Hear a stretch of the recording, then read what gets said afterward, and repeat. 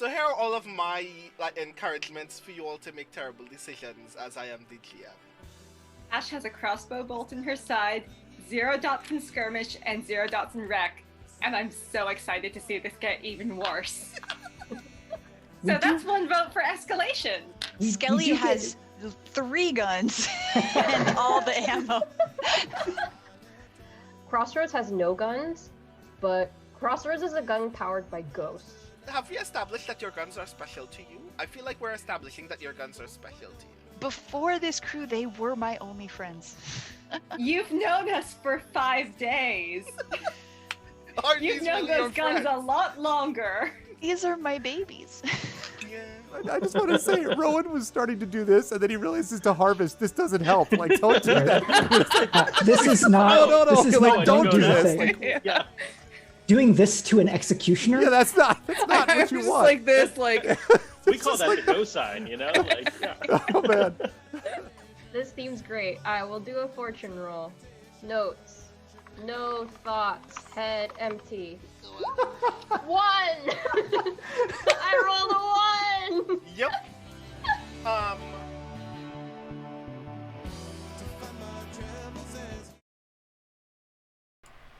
Hello everyone, and welcome yet again for Girl by Moonlight Fractal Spire, our special RPG event taking place on this channel as a part of Speculate. Thank you so very much for joining us for yet another session. It's been a while.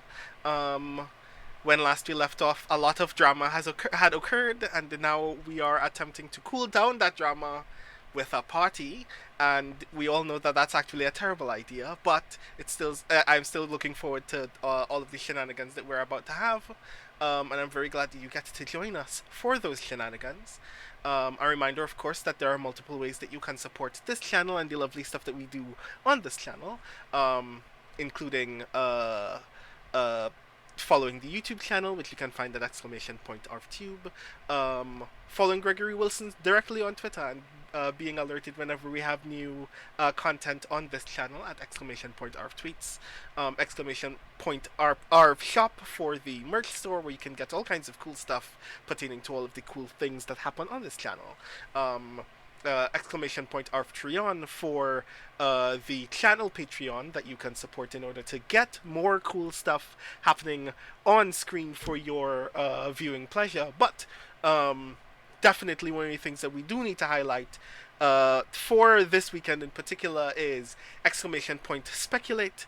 If you would like to support Speculate and the content that we make specifically for the podcast, including content like more of Girl by Moonlight Fractal Spire, the way that you do that is by supporting the Patreon. We presently just crossed the 2-digit mark in terms of actual patrons on that channel. So it would be very much a boon for the content that we make on Speculate if you were to support the Patreon and allow us to continue doing cool stuff. I am very proud of the stuff that we do already. Of course, I'm very excited to share more of the world of Cloud Harbor with you.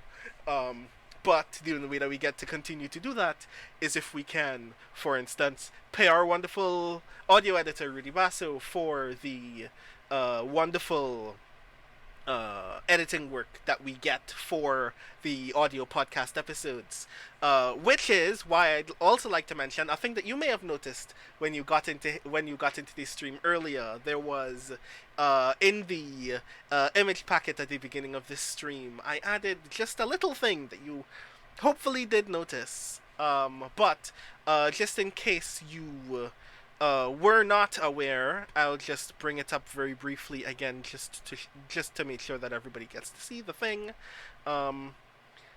Let's just drop this here. Aha, and that's very big. Didn't want that to be so big, but on November 19th, on twitch.tv/RvanElron, we will be doing a very cool fundraiser marathon, starting at 3 p.m.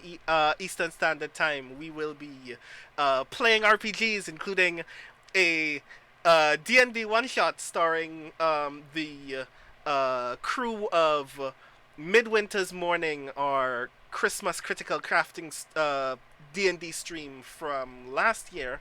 So if you wanted to see our wonderful friends Prince Justin, Triffid Emats, and our good friend and guest Sean Duke return again to join for another D&D game written by the wonderful folks at Critical Crafting, that's definitely going to happen. We are going to be playing Blades in the Deep. We've decided that our the strange friends were going to play Dungeons and Dragons, but instead of actually playing Dungeons and Dragons, we're just gonna play a Waterdeep heist using Blades in the Dark, and that's going to be lots of fun. And our good friend, our good strange friend Iori Kusano will actually be GMing that game, and I'm very excited for that.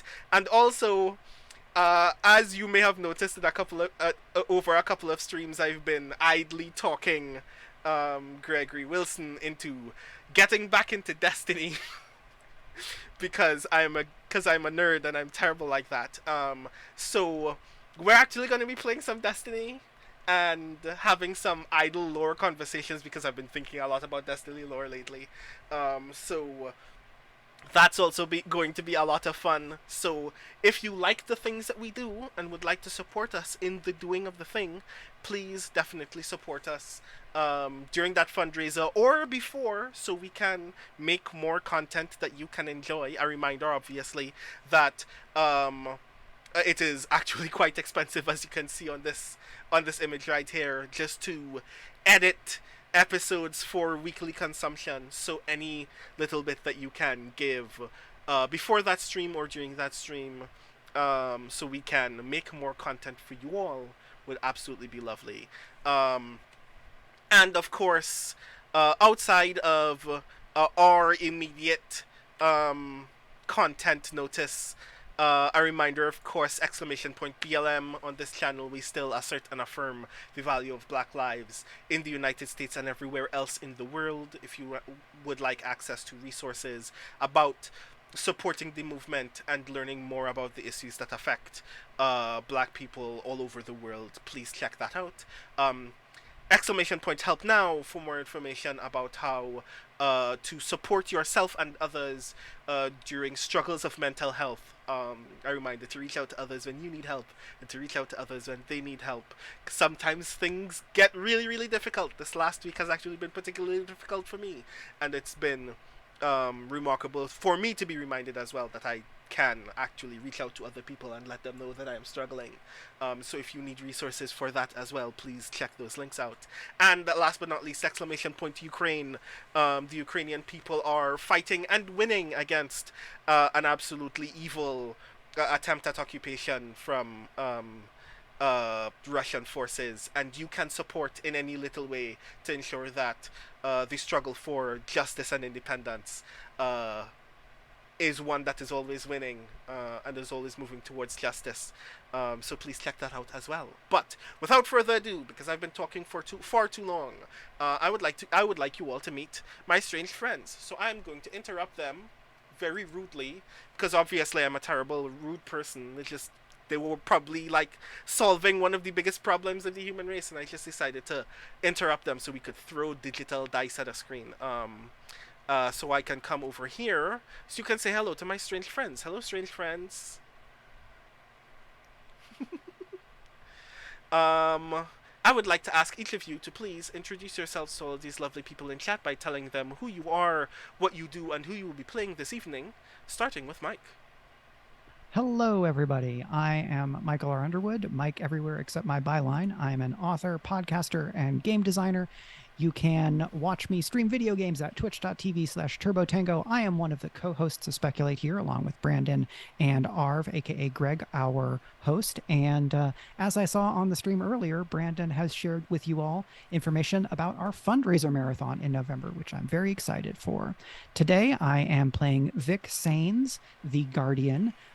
He, him pronouns for me, and they, them for Vic. Nice. Thank you.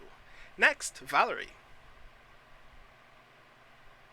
Hello, friends. I am Valerie Valdes, she, her pronouns. I'm the author of Chilling Effect, Primed Assumptions, Fault Tolerance, and the forthcoming space fantasy, Where Peace is Lust, which will be out soon-ish, next year-ish. I don't know. I stream as the kids are asleep, and I will be playing Nina Lopez, the unlikely hero. Nice. Next, Jeoi.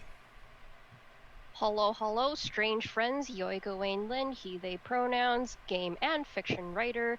Tonight, I shall be playing, finally, Vermilion Jingwei Ruth, who is back, and also the outsider, and also having a time. And he will continue having a time. This is true. And last, but definitely not least, Iori. Happy times then, friends. Kusano Iori, lifestyle guru, author sometimes, I guess, tabletopper, Yu-Gi-Oh! Duelist. Today, they them pronouns for me, she, her for Cat the Time Traveler. Nice. And I am your humble stage manager for this evening, Brandon O'Brien. Pronouns he, him, or they, them. You don't need to know anything about me because right now we are going to a party. When last we left off our wonderful dream nights, Ruth was still having a time.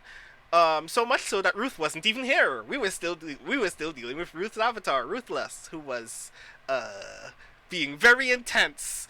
But in the process of being intense, we learned that Siobhan has suffered some trauma, and is probably going to continue suffering that trauma for a while. But also that perhaps the conspiracy is just fond of punishing people with reliving said trauma. And then, in the middle of that very comforting and warm discovery, Kat was invited to a party and asked to bring all of her friends.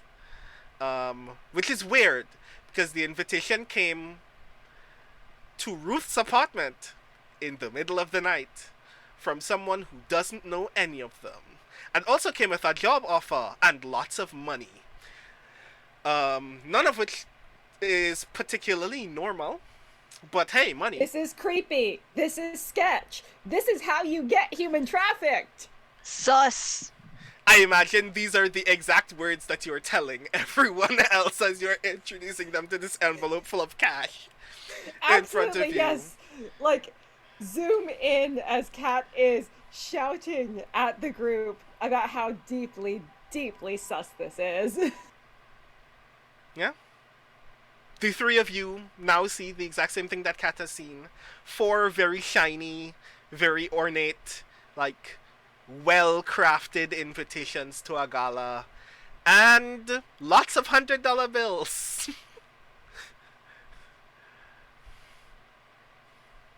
Ruth, as someone who, up until a certain mission in the dream, regularly engaged in extremely illegal underground cage fighting, is used to seeing $100 bills, but usually they're crinkled and bloodstained and disgusting. I was about to ask, all of these look brand new. They're literally, the serial numbers follow sequentially.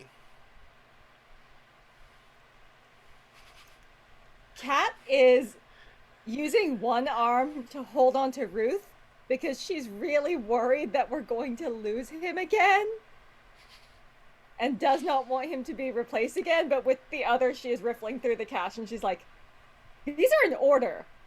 I really don't like this. They're like alphabetized? Can you do that with money like that? They're alphabetized for numbers.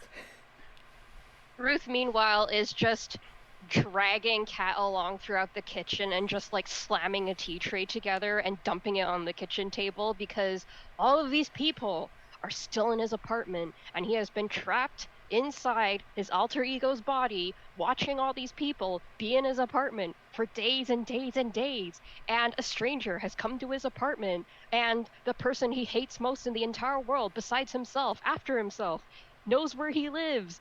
And he is just very mad, and he wants to kick everybody out. But they are all here, and they are all freaking out, so I guess I'll just make everyone some fucking tea.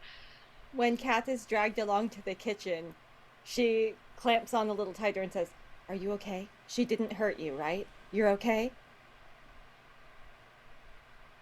Ruth shoots Cat a kind of irritated look and says, "She doesn't do anything I don't do to myself."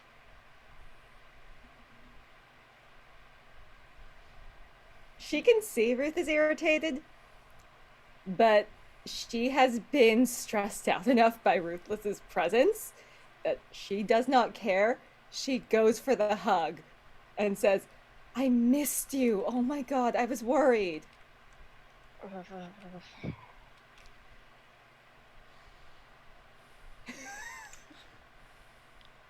Oh no, it's the pat. She hates the pat-pats. She has to do the pat-pats to get customers off her. Cat retreats. Nina suddenly yelps, "Vic!" and runs out of the room. How does Cat look right now? Does she look uncomfortable because now this has become awkward? It's more that she's worried that she is crowding Ruth too much, but she missed him and she was scared. She was worried something bad had happened to him. Ruth is like up to here with everything that he has to deal with, and yes, bad things have happened to him, and he would love for everyone to go away, but Cat looks very stressed and very fretful, and she's gripping an envelope full of money that she explicitly said was creepy. So he sighs and he says, "Do you need a hug?"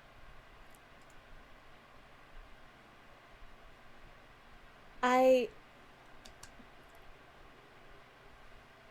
need to know what we need to do to make it so that she can't do that to you again. That was bad and scary, and I don't like how she treats you. I don't like how she talks to you. I know she's supposed to be part of you, but she is being mean to my friend.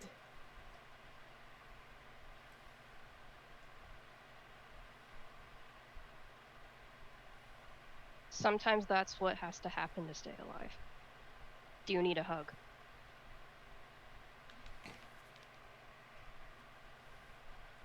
Yes. And I also need you to know that if I hear her talking shit about you again, I'm probably going to hit her. Ruth looks at Cat's little fleshy hands really dubiously. Yes, Ruth should be realizing right about now that what Cat has actually just said is, "I am going to break all my knuckles." And he just says, "Don't do that. She thinks you're cute." And, like, gives Cat a hug. It's a proper hug this time, with back rubs. Oh. But they're very proper back rubs, in the way of someone who is very used to policing his own behavior around other people. So even though they're back rubs, they don't ever go down to the lower back, they just stay in the upper back.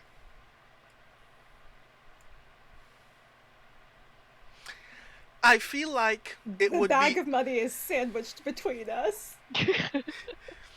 I feel like it would be unfair to not respect that this is obviously an intimate moment. So I feel like just giving you this for free, because you all worked for that, for no real reason. I guess this is an intimate moment that's shared by Cat, because Cat was the one who initiated it. Exactly. So that means that the question goes for Ruth. Yes. Do you are you open to this intimate moment, or do you... I have grudgingly accepted the intimate moment because I have to take care of people. Okay, cool. So if I am remembering this correctly, that means that Cat now has to roll. Ooh. The procedure, I keep forgetting who does what. I just know that other people have to do things. I love it so very much, but still. That's a 1! Oh, I share it with you, so plus 1d. Alright, yes, you do get the plus 1d though. Oh, thank Christ. Okay, Yeah, let me roll one more d6 on top of that. A 1 minute 2! Hey. It's a the Monday money. morning, folks. It's the money between us. It is destroying the moment with capitalism. But that should be 2 social links then. Which now Ruth gets to decide how they are shared. Both go to Cat.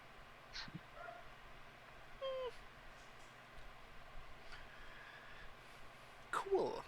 Nice. So, Vic and Nina, you have just learned that there is a sack of money in this room, and for invitations to a party by a person that you think is evil.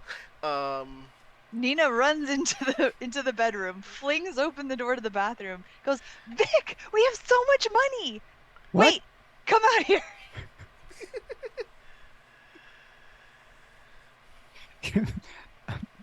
Now Vic is confused, and this was already confusing. And Nina's like, look, and is pointing at the envelope, and it's like, it's an envelope. Did Janet try to pay you off? Or something?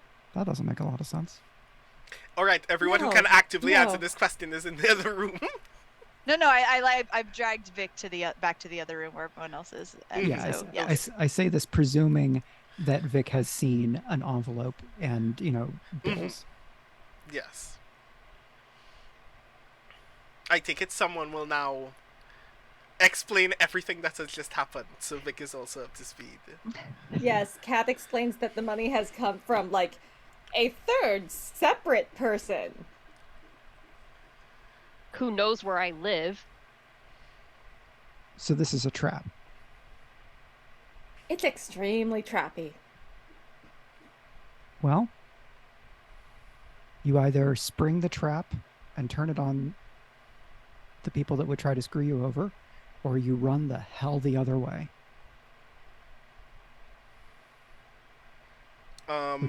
Which one do we think we're going to do?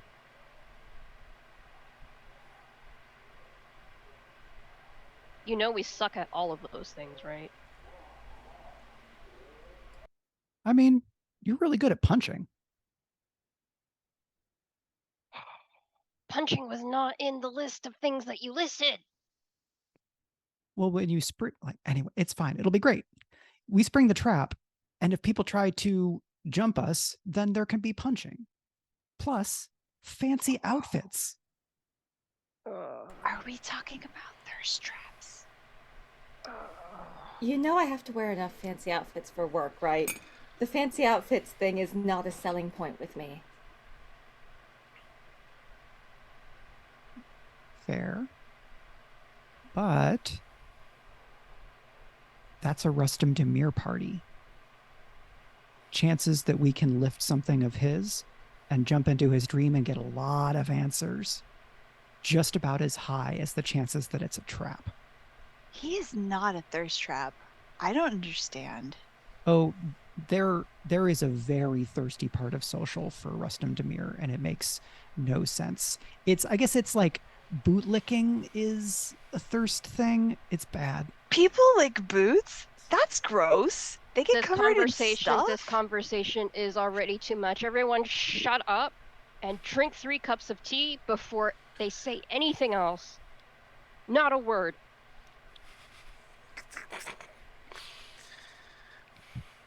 Silent tea drinking montage.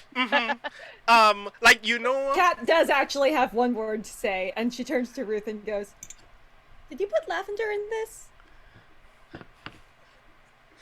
So the rest of the scene is just y'all drinking tea that is briefly punctuated by Kat asking that question, and then we just cut to later this evening.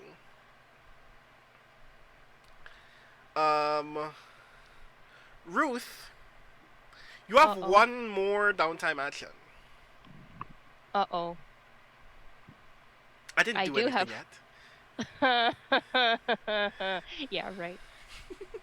Is there a thing that you had in mind for your downtime action? Yes. I would like to say that for the downtime action, it's kind of a flashback montage of a bunch of little moments from after that first mission in the dream where we quote unquote rescued Dice up until now, because Ruth had promised originally that he was going to help Dice with a person called Sarah's medical care. And basically so that whatever financial pressure Dice had to continue working with the conspiracy in order to make sure that Sarah was okay would be relieved, because Ruth would, by working his previous medical contacts, figure out how to either greatly lessen the financial burden or remove it entirely. So I would like, as part of the downtime, to make a roll, basically, I don't know, summarizing how much I was able to do over all that period of time, and then basically contact Dice and demand a meetup somewhere. Not tonight, because he's dealt with way too much already, but at some point in the future. So in the context of that setup, it feels like mechanically that is a long-term project. One that you've been working for a while, but because we don't get to see all those other things, we just need to make a clock for the additional time that is required to do the thing.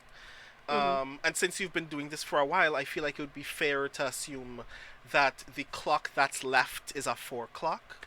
Okay. So, what is the action that you would roll for what is essentially medical care? I think because it's actually trying to get medical care in a way that's not official, because the official medical care in Cloud Harbor is ridiculously expensive and very, very exploitative, and the entire reason why Dice presumably got into the conspiracy in the first place. So I feel like it actually might be a conceal roll, maybe, to illustrate the fact that whatever is happening is happening outside of the system or behind the scenes, if that makes sense. That works. Okay. Okay. So I shall roll 2d6 because I have those dots in conceal.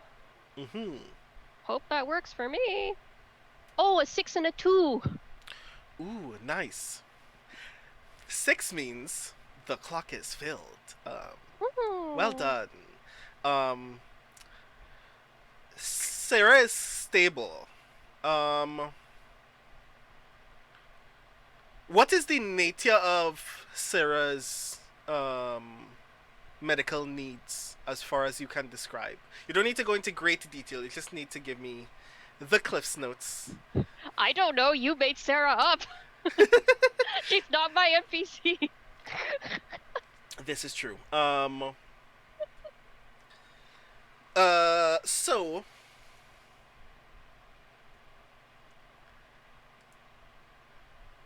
God, medical situations are so intense for me.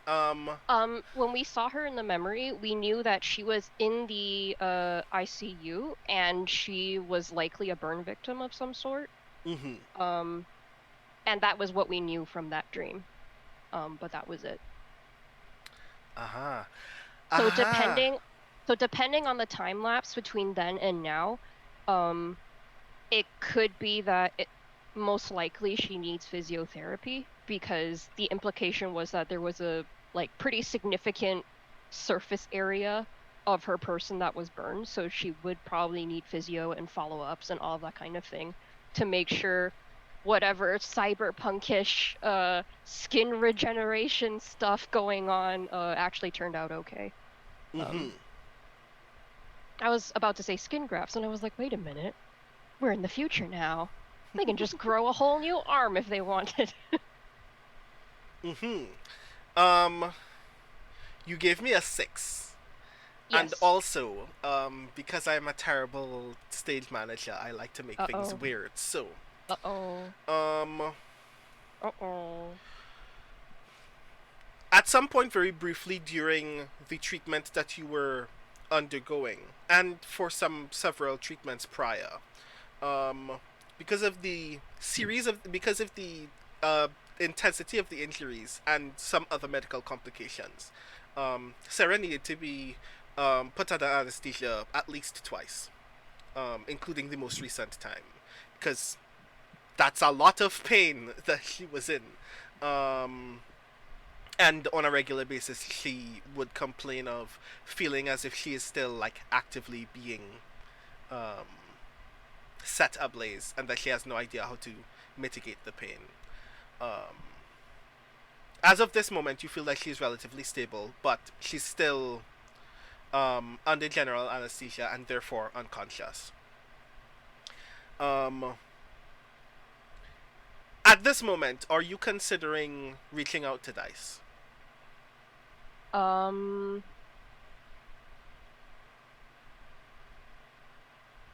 If that 6 means that Ruth has set up some kind of ongoing follow-up treatment care through his other contacts, then yes, because then it would be like, here's the paperwork, I'm handing it off to you, get out of my life forever.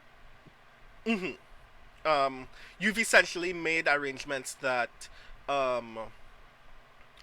regular pharmaceutical treatment, a trained physical therapist, and some other follow-up stuff can happen under the table by some other colleagues of yours who are also not at this moment working in a licensed medical facility, people who are trained but have lost their license or let it lapse, or was fired by a certain institution for actually having scruples. Name your reasons. But all of these people are people that you can definitely trust as a result. And as you're preparing essentially to like finish the paperwork that you have in mind, you notice very idly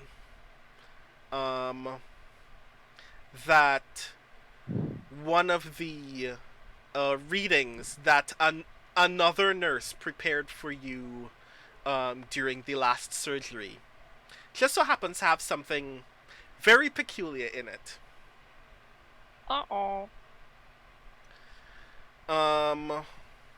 First of all, it's peculiar because the additional equipment necessary to discern this information wasn't necessary for a routine skin graft. Somebody decided we need to make sure that after having someone who is this seriously injured under anesthesia several times, that we know that we didn't like accidentally cause brain damage, even though that was highly unlikely given the circumstances.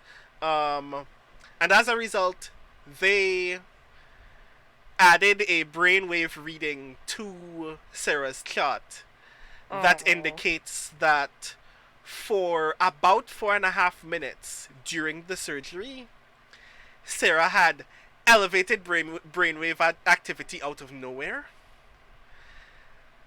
That is indicative of either like a level of brain stimulation that is like higher than normal, or very powerful REM sleep. Ruth takes one look at that and he just like, ugh. Ruthless, why? What is the thing that you think you glean from this information? Ruthless is the one who was in control of Ruth's body when she was looking at the brainwave scans for Siobhan. So Ruth's conclusion is, well, here's someone whose brain we're probably going to have to go into at some point. And I'm going to have to keep interacting with Dice, probably. and this is gonna fucking suck. Well. Well, since that's a concern, I guess we should speak to Dice then. No. But I already sent the text, so yeah. Mm-hmm. Dice replies to you and says that he'd like to meet with you at a nearby diner. Do I know of this diner? You know that it's... When I say it's one of his favorite places to eat, I mean he likes to eat everywhere, but it's his favorite place to eat when he's in this area in particular, which gives you the impression that he was like just like out of the edge of your normal neighborhood, on either another cage fight or some other unknown business, which I'm sure you don't care about. I don't care about it. I text Vic. Going to do something gross. If I get into jail, leave me there.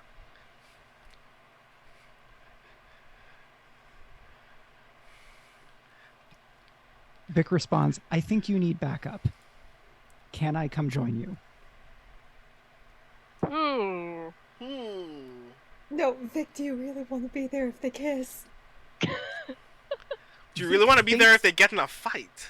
Vic thinks that this is probably about Dice, but Ruth has also just been through it in a different way, and Vic is very consciously thinking about how to be exactly the opposite of that careless version of euphony that we met.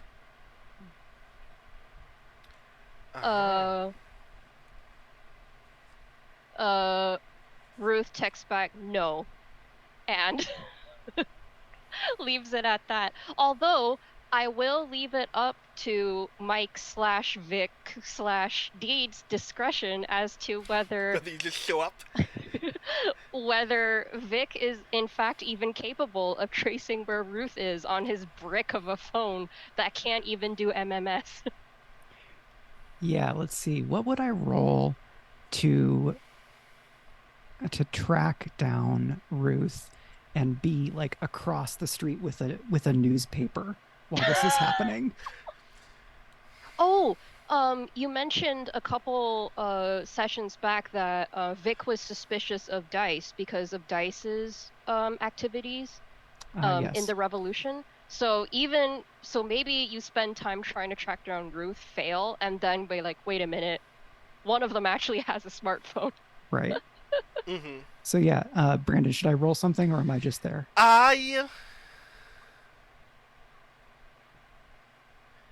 You know what? You're just there. You're just Okay. there. I'm just gonna give you this. This is gonna be high drama. Yeah. Brandon, that's disgusting. I am happy to not be in the scene to any degree beyond like being in the background, being conspicuously unconspicuous. So like if this is an anime, there are shots where Vic is clearly in the background but not engaging. Very obviously, conspicuously, like, you know, those spy movies where it's literally just a guy in a jacket with a newspaper in front of his... That's what Vic's doing right now. They're very obvious, but because they're so far away from the action, you just get to ignore whether they're there or not. So I take it then that you arrive first, Ruth. In fact, Yeah, give me a 1 die fortune roll. Let's see how this thing goes. Let's. There's drama in both of these circumstances. Yeah, because I don't know where Vic is currently. Oh, it's a 6. Yeah. Oh, yeah, it's a 6. You get here first. Around 6 in the evening, no one is here. A very nice old lady asks you if you'd like some coffee or some pie.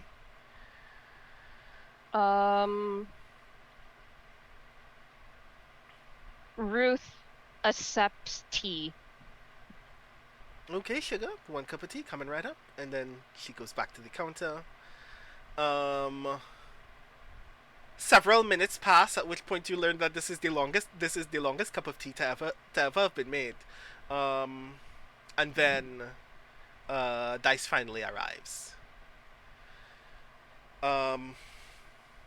Dice has with him a small gift wrapped parcel, like a rectangular shaped thing. Oh, Jesus. And God, one of those. There is a name for this thing that has totally escaped me now because my brain is hollow. The like, you know when you're buying a suit or getting clothes dry cleaned, like the wrapped hanger that clothes come in. Yeah. He has one of those with him with the gold emblazoned logo of Howl and Sweet, which is like one of the more popular haute couture brands in Cloud Harbor. Is this suit in Dice's size, perhaps? It doesn't look like it's in Dice's size.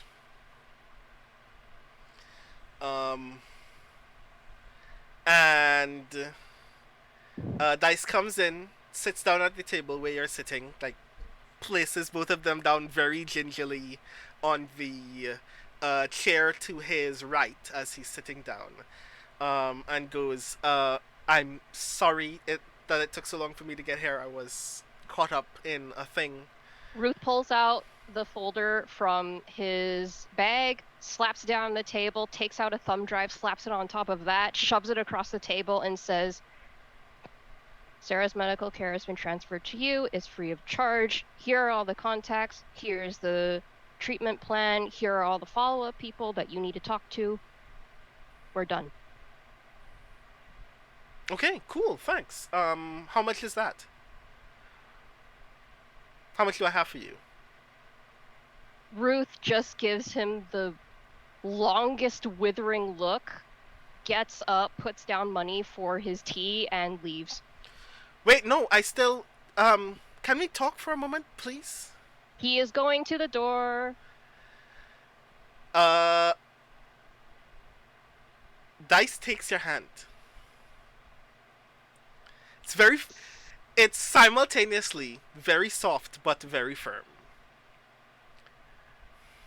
Why the fuck are you touching me? I just want to talk. It'll only take a couple of minutes, I swear. I know you're doing Do I a thing. look like I want to talk to you? Do I ever look like I've wanted to talk to you? I mean, if we're being perfectly honest, you don't look like you ever like to talk to anybody. Which is fine. Life's a lot, but I just wanted to... Get to the point. Thank you. You can wait a couple of minutes to hear me say thank you for taking care of Sarah. I really appreciate that you were willing to go out of your way under the table to ensure that Sarah could get top shelf care. I know that that's very expensive, and I want to pay you back for the time and effort. Just the machines alone. Just the electricity required to keep some of those machines running is higher than some people's apartment rental bills. I can pay you back for that. I'm good for the money. Ruth grits his teeth hard enough that Vic at like the far end of the diner can hear it. And he leans in and he looks up at Dice and he just forces out between his teeth, "Some of us don't have a choice about doing the right thing."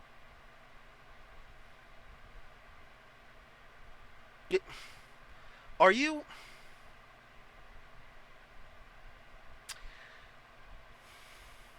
Am I what? Are you mad at me? Ruth punches him. Give me a 2-die fortune roll.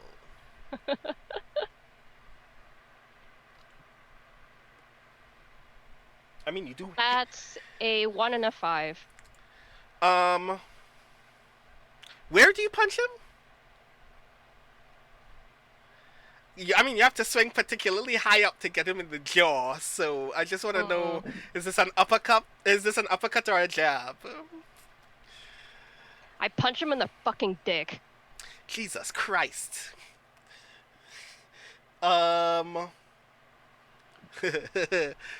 is this happening? This is a lot. Are you mad at me? What the fuck do you think? He does obviously buckle forward, but he seems to be obviously putting on a front about whether or not he is in pain, and he hasn't let go of your hand yet. I'm imagining I deserve that. I probably deserve that. Ruth but just is, in case, trying what did to I do? shake his hand out off and yell, "What is your problem?"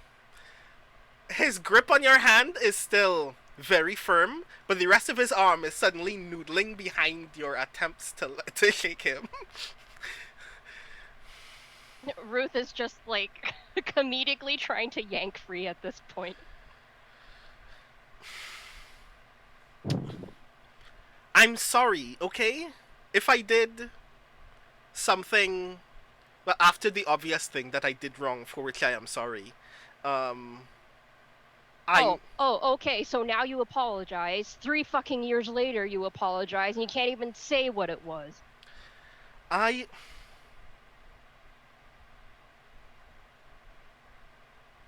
was right about you. You are a coward. Yeah, I could tell you that. I'm not good at anything. Well, I am good at fighting, but that doesn't matter.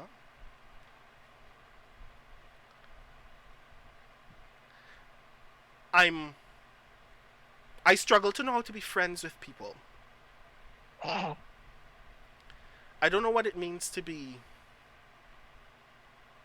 good, right? To be nice. I want to make things work and I don't know how.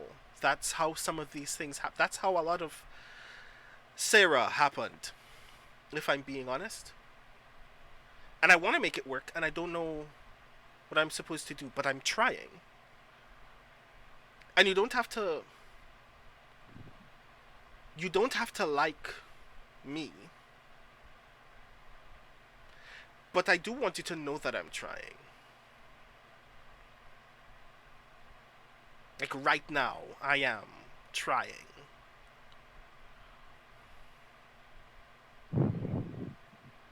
Do you have any idea how exhausting it is to be surrounded by people who can only try?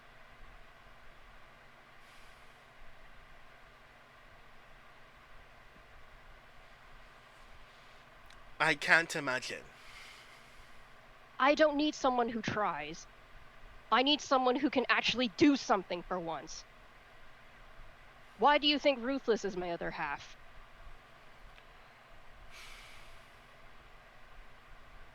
I can be honest, but you don't want that, do you? What is that supposed to mean? Nothing. Weirdly big grin. Calendrin.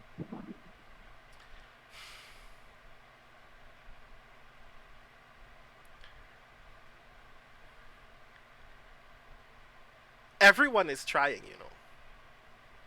It's just a lot of people are better at it than me. And I get that. And I get why that's annoying. I'm not saying that you have no right to be upset.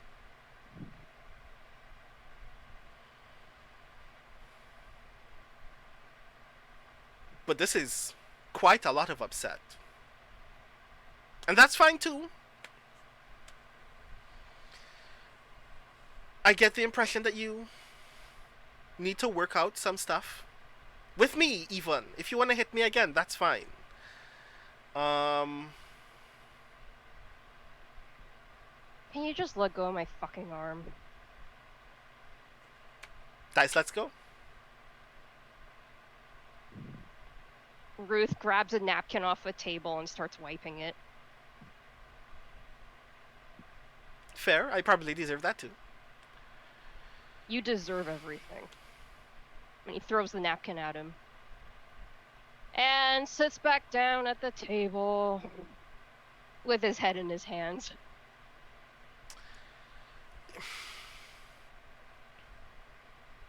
I get it, okay? Like, he's leaning over the table right now. He has his hands on the back of one of the other chairs nearby this table.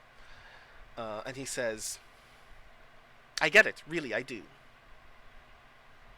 I'm annoying, I'm unfun, I'm cloying, I'm unnecessarily brutal sometimes. It's hard to tell whether I'm genuinely being good or genuinely covering up some other kind of weird, insane... I mean, up until the last time we met, you didn't know that I was wrapped up in all of this weirdness, and then I learned I could do something about it. I learned that I was wrong. I learned that I could fix it. I want to fix it. Wanting to fix things is why I got in with these people in the first place, and then you told me I was wrong. And I believe you. You want to know why I believe you? Oh, God. Because you're honest enough to hit me.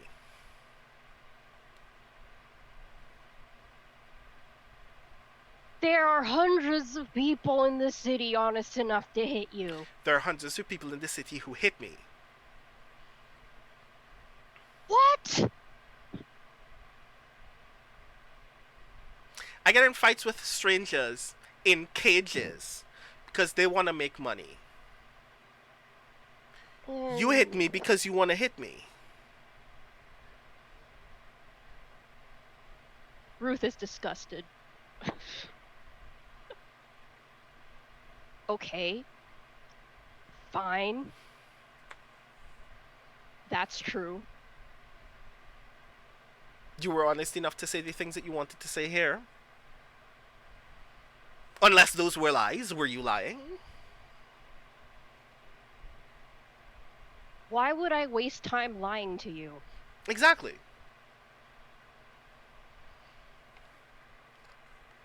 And you want me to be upset about that. And I kinda am. But I get it. You're way too happy about everything. Everything. Everything! Not everything. Just you. You're happy about me? Yeah. You helped take care of someone that I care about very much. You're willing to do it for free even though I can give you a sack of money right now. And in the midst of all of that, you're still being honest with me.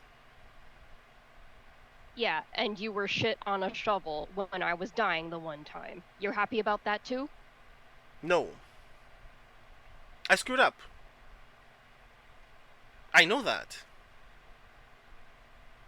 But you didn't have to care. You could have taken it out on Sarah. You could have taken it out on me.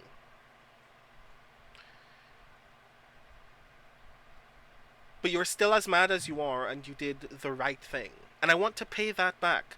And I don't know how, and I want you to let me know how.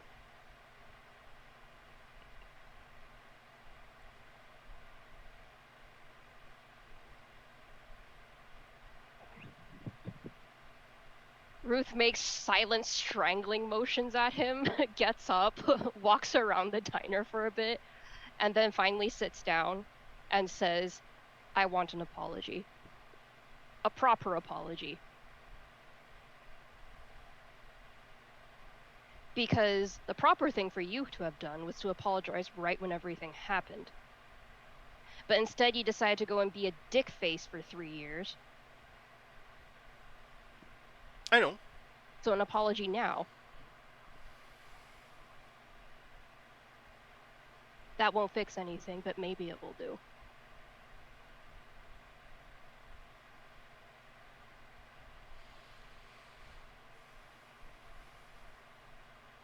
Dice Calandrin looks you in the eye, and this is the first time you've ever actually maintained genuine eye contact with Dice in Gross.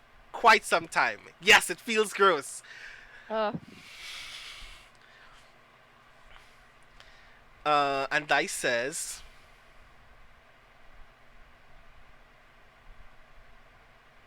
I'm sorry that I did that to you. You deserved better, and I will never be able to make that up to you. But I want you to let me keep trying.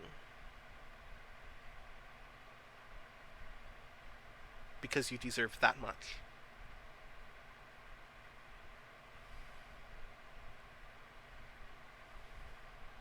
Currently in the back of Ruth's head,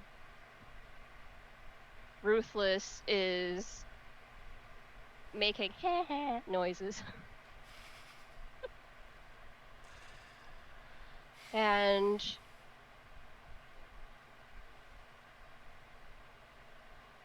Ruth takes all of that in, and he sighs and says, "So, I guess that means I have to put up with you being in my life some more, huh?"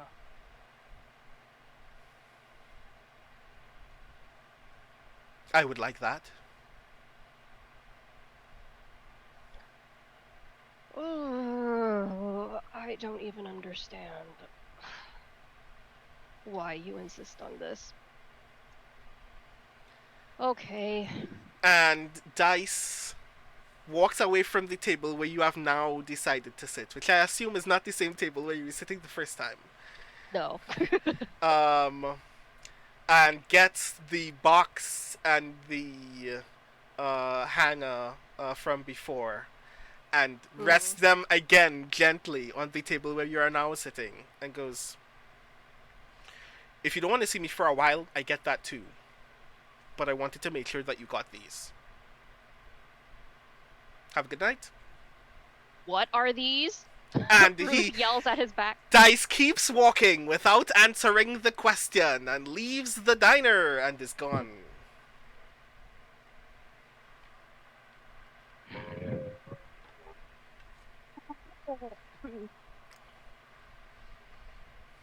Fine, Ruth will. I'll do the thing you want me to do. Ruth looks at the hanger and Ruth opens the parcel. Okay.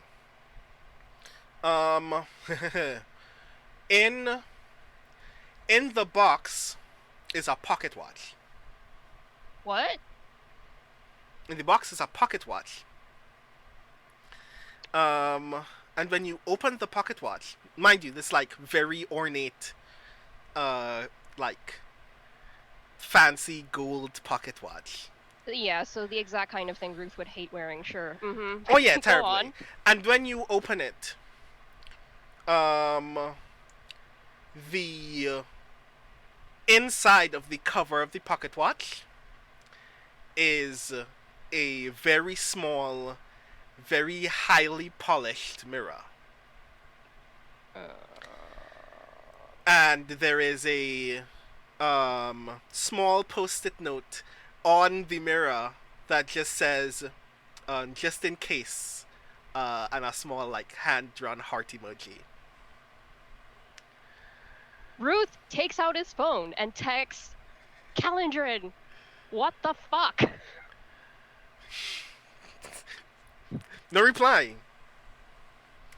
Calendrin, what the fuck is this little heart emoji you just drew? No reply. Calendrin. In Calendrin. on the hanger, because you said that you looked at that as well. Yes, I did. Is the most expensive version of a suit that you know Dice knows you actually do like, and will probably never have the money to buy. What does it look like?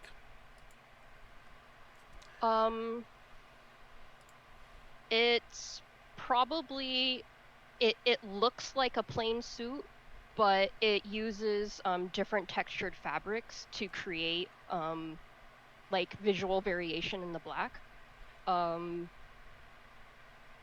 Ooh. There likely is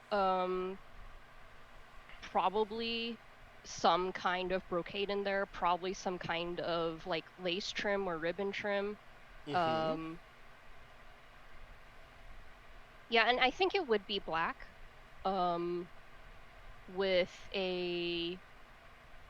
With a red undertone to it. Okay. Yeah. Nice. I like this a lot. Mm-hmm. So yeah, you have a thing that you can now wear for the party. That Ruth, by the way, sews his own clothes, so he quickly looks at the tag, and he sees that it would fit him perfectly, and he texts again, Calendrin, what the fuck? smiley face emoji. That's all he sent you back. Calendrin, what is your goddamn fucking just a whole fucking page of the absolute worst curse words you can imagine. Yeah, and the camera trails off from you furiously typing on your phone out the diner window, past Vic, who is like looking over a sheet of newspaper, like, "Are you okay? Should I be doing a thing now?" And then back out into the moonlight as we will now pan back forward into um, one of the floors of the Cloud Harbor Mirador for the uh, Dreamshine Technologies Gala. But before we get into the meat of that gala, I think that this is a wonderful time for us to take just the briefest of breaks. A reminder to everyone in chat that a break for us on screen is a break for you behind your computers as well. Please take this moment to stretch, get something to eat or drink. Make sure that you are taking care of yourself so you can enjoy more of the shenanigans when we come back for more Girl by Moonlight Fractal Spire in about 10 to 15 minutes. So we will be back very shortly.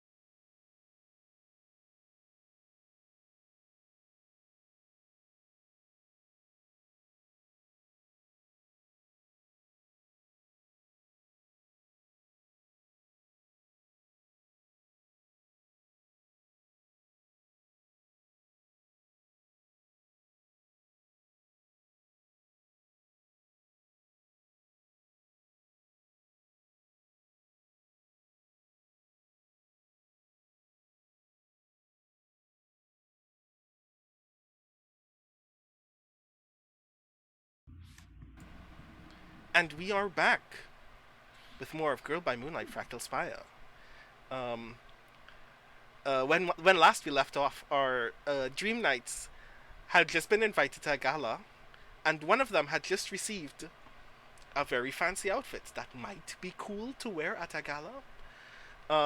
So hopefully we'll get to discover what everyone else is potentially wearing. And of course, whether Ruth actually decides to wear this fancy suit in the first place. But before we do that, of course, since we know that this is a trap, I should probably make you roll engagement at this point, shouldn't I? Who should I ask to make the actual engagement roll? I think that it's only fair that it should be Kat, but I am open to this being anybody because this is not in my control. It's your control. I understand the narrative reasons that this is my engagement role, but also I've had real bad luck with the dice this morning, so I am absolutely gun shy about doing this. Has anyone rolled a 6? Let's make somebody who already rolled a 6 do it. Jeoi? You rolled a lot of 6s. Jeoi, you did. You've had much better dice luck than I have today. I was going to say narratively it should Because be either dice Kat... loves your character. Fuck off. But I was going to say narratively either Kat or Vic should do the engagement role. Kat because obviously got the tickets. Vic because obviously was the one who pointed out it was a trap. And was preparing to attend this gala for quite some time beforehand anyway. I am open to either narratively, but I feel like because Kat got the tickets, it should be Kat. Again, this is not my choice, it is yours. I'm real sorry that we're probably not going to start in the best position in the world, team. Okay. Hey, if we start off badly, we get desperate XP. That's true. That is true. Yeah. Okay. I have faith in you, but first you get one die. You get one die because there is always hope. Is this mission particularly heroic or noble? Take plus 1d. Does this mission's goal or methods reflect the worst parts of the protagonists? Take minus 1d. Okay, so team, huddle up. Yeah. Does our plan to mug fantasy Elon Musk essentially reflect the best or the worst parts of ourselves? Because I feel like this can go either way. I find it deeply noble. Yes, it's very noble. This is frankly aspirational Right? for all of us. It's a terrible idea, but it's very It's admirable. for good reasons, yes. Yeah, definitely. I mean, what's more noble than deliberately walking into a trap singing, like, the Barricade Boys song? Like... Is the mission following through on details from the protagonist's investigation? Take plus 1d. Are the protagonists acting rashly or on very little information? Take minus 1d. So, because Vic had been doing research... I would actually say... It does follow, but we are being extremely foolhardy. I would actually say that because Vic had been preparing to attend this gala for some time now, or at least find out information about this gala for some time now, you do get the plus 1 die.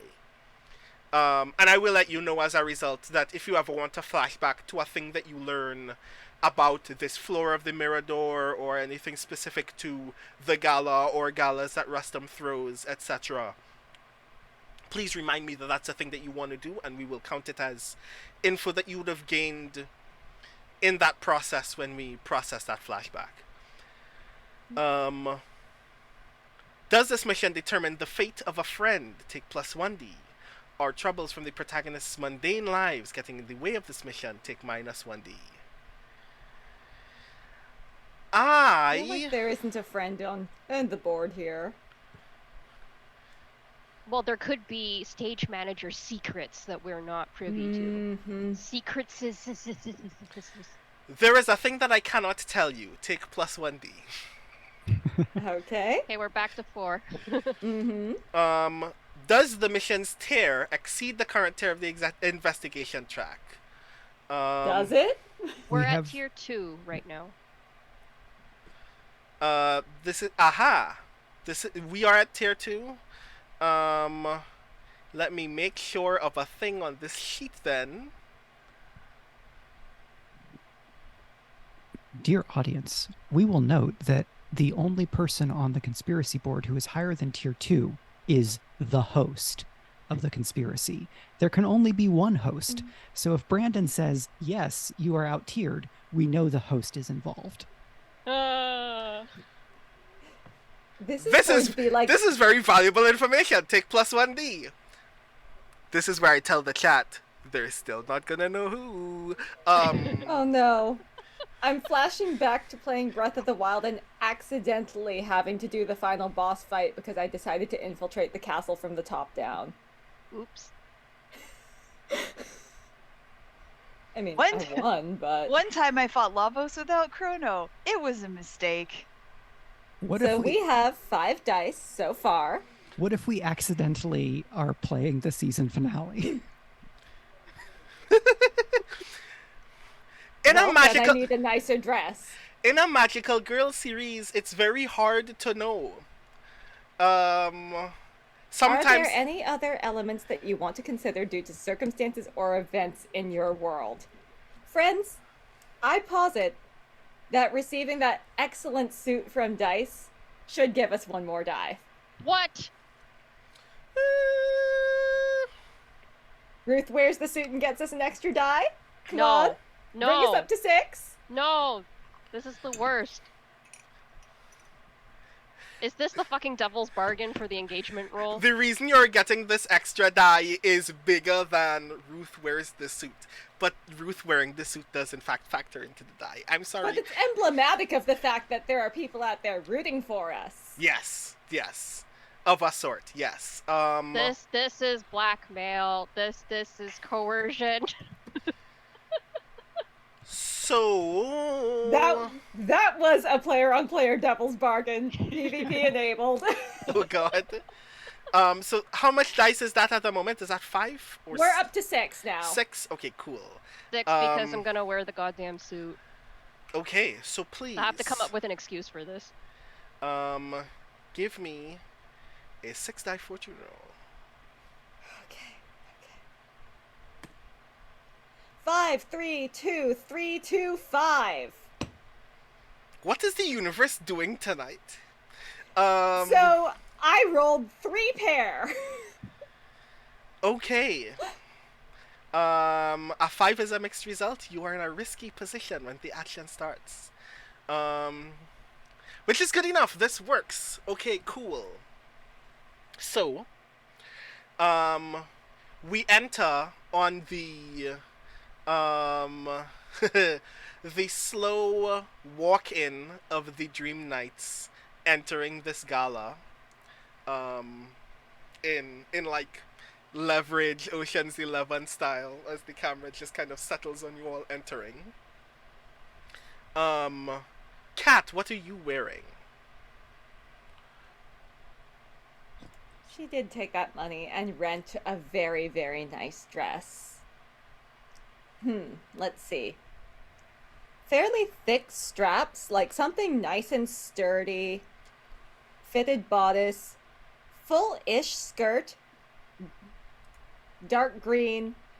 No petticoats, so if she absolutely has to, she looked up that little tutorial on Tumblr about how you tie your skirt up to gird your loins if she has to run.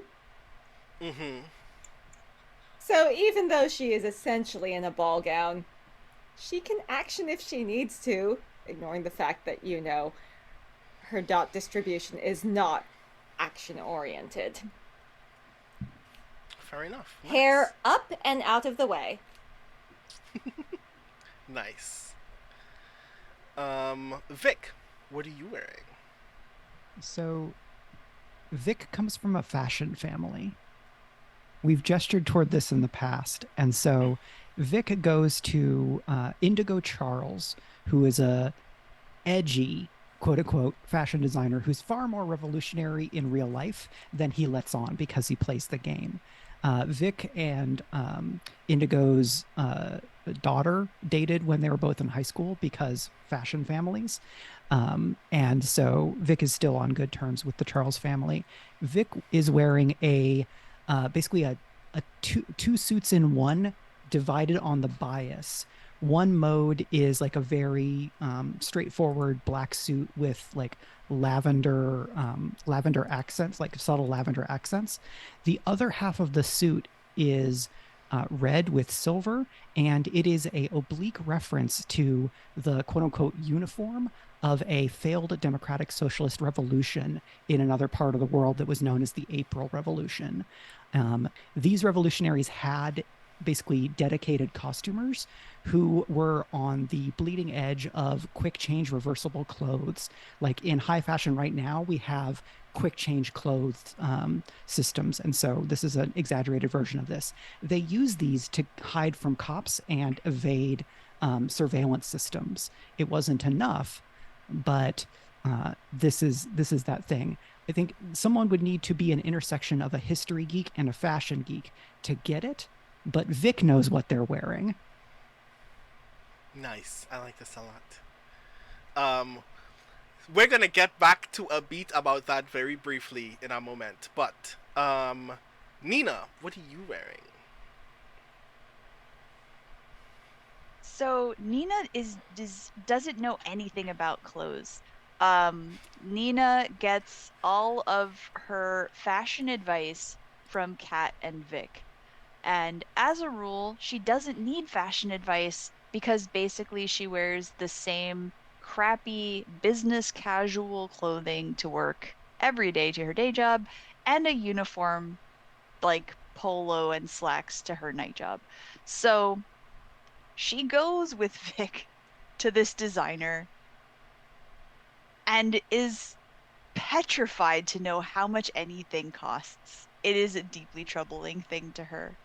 But upon seeing her shell-shocked expression and deep horror, the designer takes pity on her and is like, I have something for you.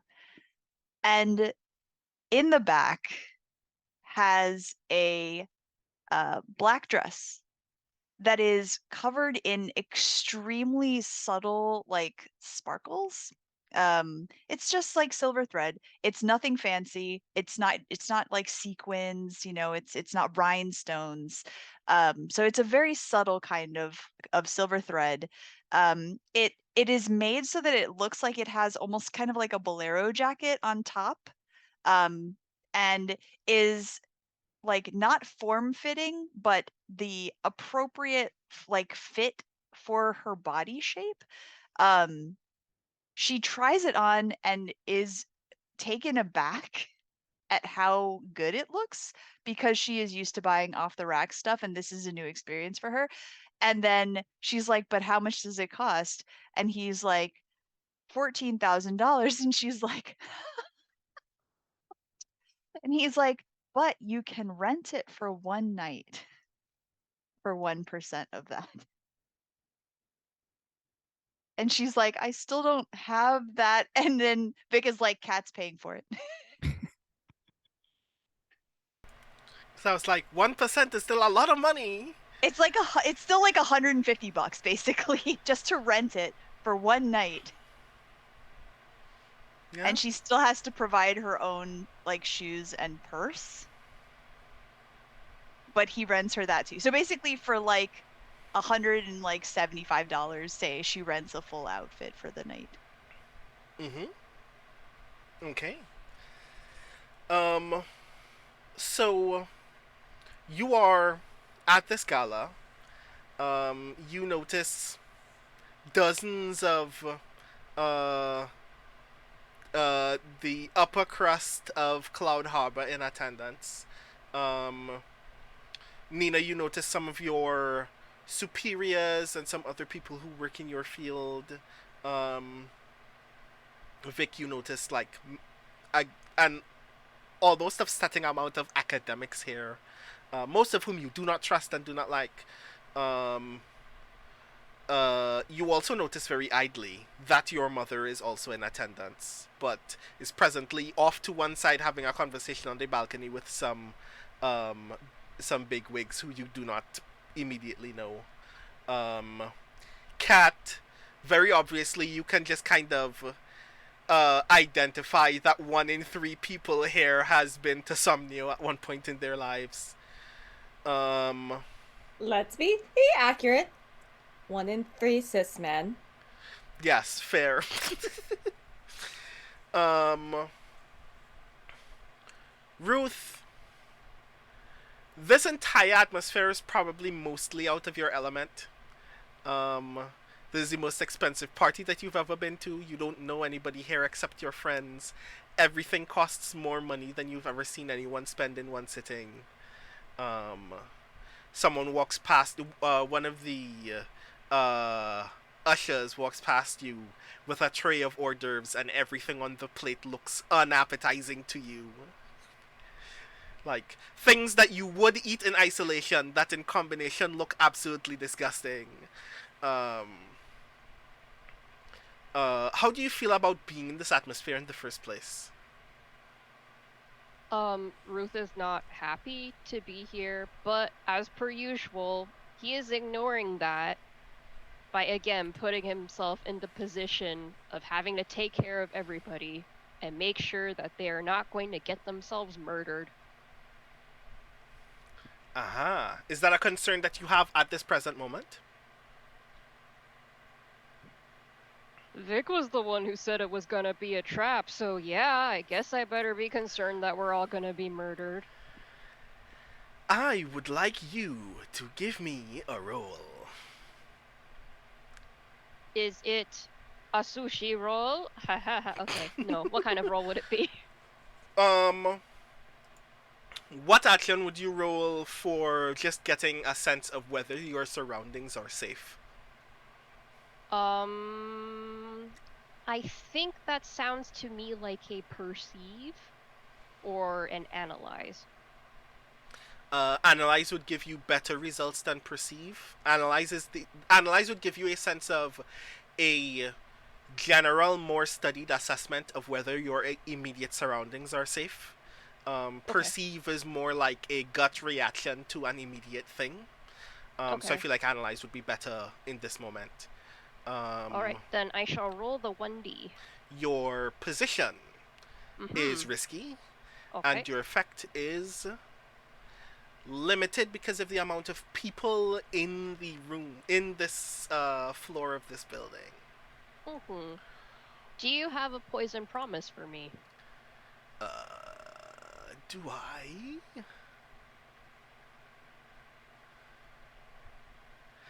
I do, actually.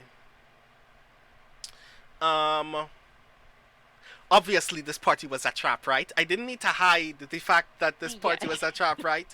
An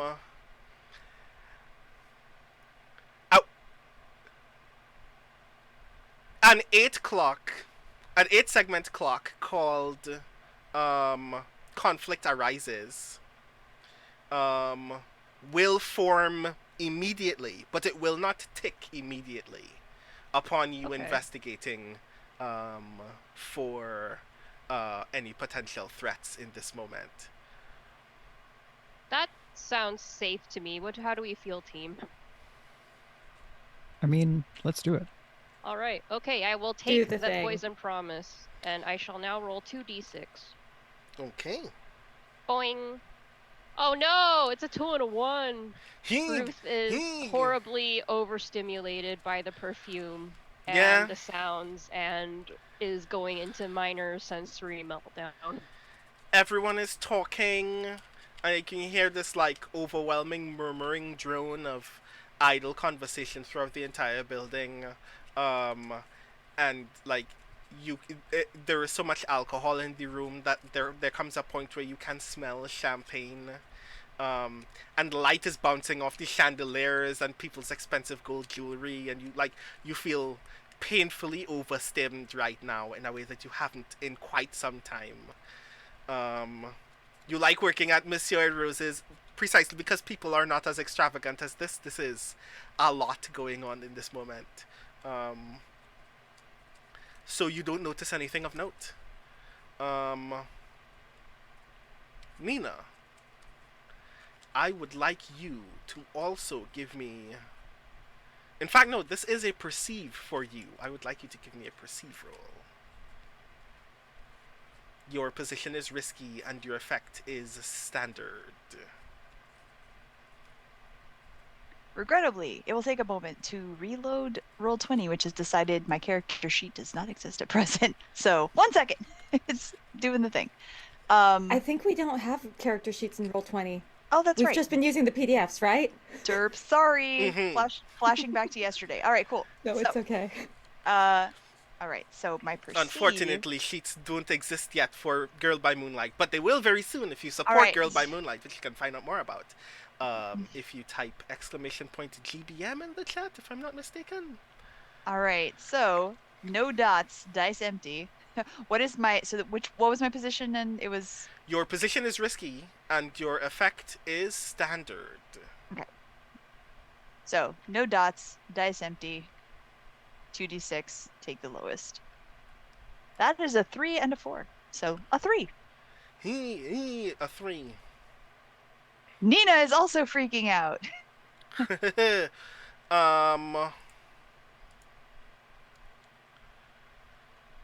Okay. You don't notice a thing happening just as the thing happens, which is another waiter at this gala is turning the corner around a table just as you are also walking forward in their direction and collides immediately with you. I would like you to give me a 3-die fortune roll. Oh no. So just for the record, Nina's entire thing this entire time has been trying not to touch people, and she has been refusing any food and drink for fear of spilling it on her rented dress. And so this is a nightmare. Vic wanted to do a thing very immediately. I saw Vic's hand up. Yes. I would like to protect a friend. Okay, yes, let's do the thing. This dress is too expensive to be destroyed. That's too expensive. Yes. So the server comes around the corner and Vic catches a glint of light off of the very polished tray. And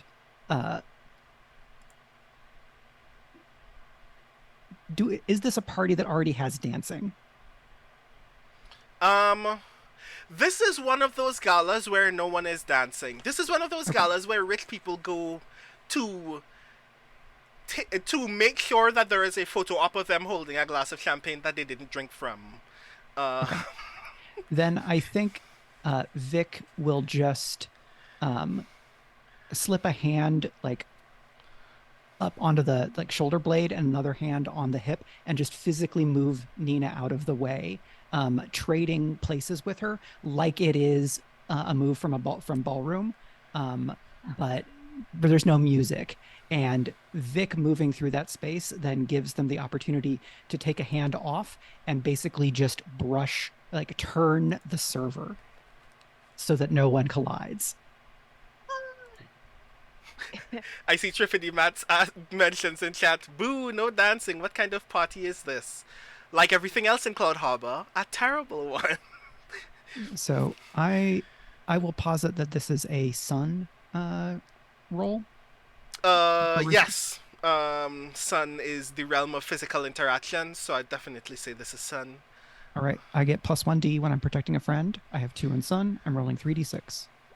3, 3, 4. So it costs me 2 stress to do this. Okay, cool. You just kind of suddenly step slide you and Nina just out of this waiter's way. The waiter continues walking and turns his entire head to watch this happening as you are now mere inches away from potentially having collided with him. He's looking like, okay, that was actually kind of cool, but I don't know why you had to do all of that. You could have just walked beside me. Cool, that's fine. And it just continues on his way. Nina is just blinking in astonishment, like, what just happened? Let's find somewhere else to stand. Okay. And then leads the group to a part of the room that will at least mitigate some of the sensory overload. I would also like to say that Ruth spends his one link with Vic to clear 2 stress off of them. And the way Ruth does this is that he sees Vic do his beautiful little sachet, fix everything, oh, Vic.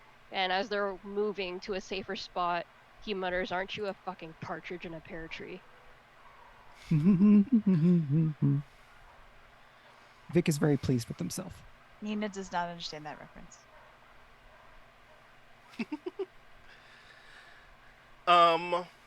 So you all conveniently slide just enough out of the way of the rest of this very awkward party, all the way to like one of the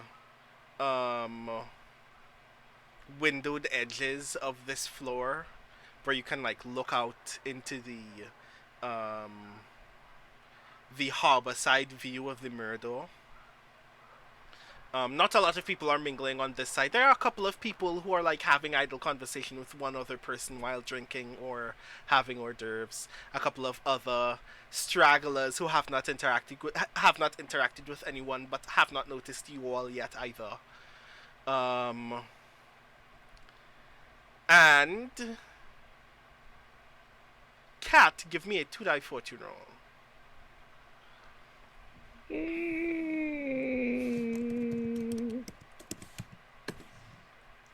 5 and a 2. 5. You notice just as he is more or less just about 2.5 feet away from you all, that Rustam Demir and Delilah Hall are now walking towards you all.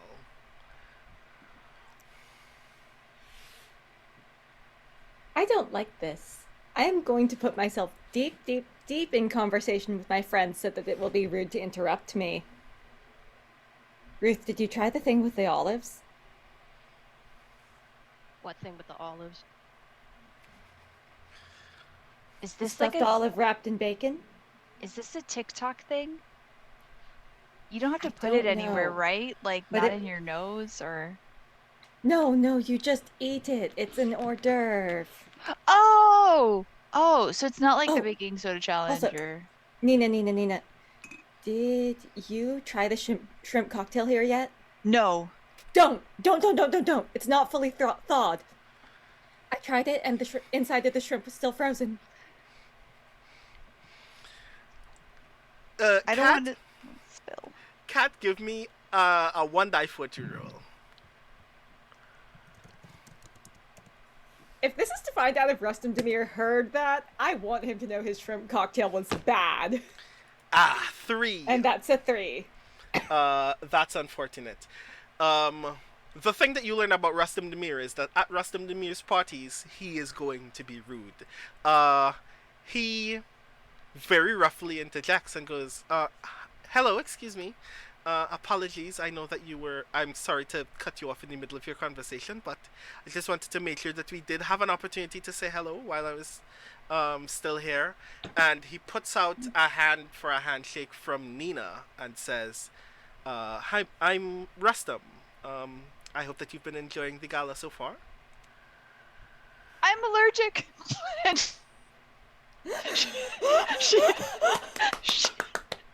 She doesn't raise her hand. She just stares at him in utter shock and inability to think. She's been saying I'm allergic to every waiter as an excuse for not taking food. So it's her natural reaction to this moment also. Rustam looks down at his hand and goes, I'm very sorry to hear that. If there's anything that you would like in particular, let me know, and we can make sure that one of the waiters can make that for you. But in any case, thank you so very much for attending. I know that it's been a very awkward invitation. I heard that Delilah had a tough time finding you all.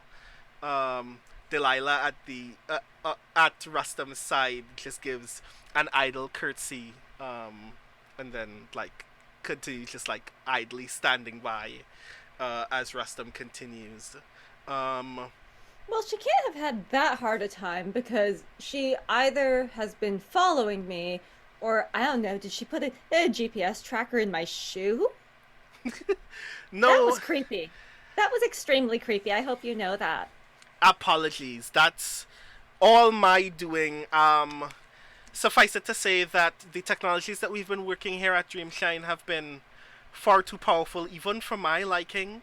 You see Rustam out of the corner of his eye give a very stern and confused look to someone all the way on the other end of the hall. Before he continues.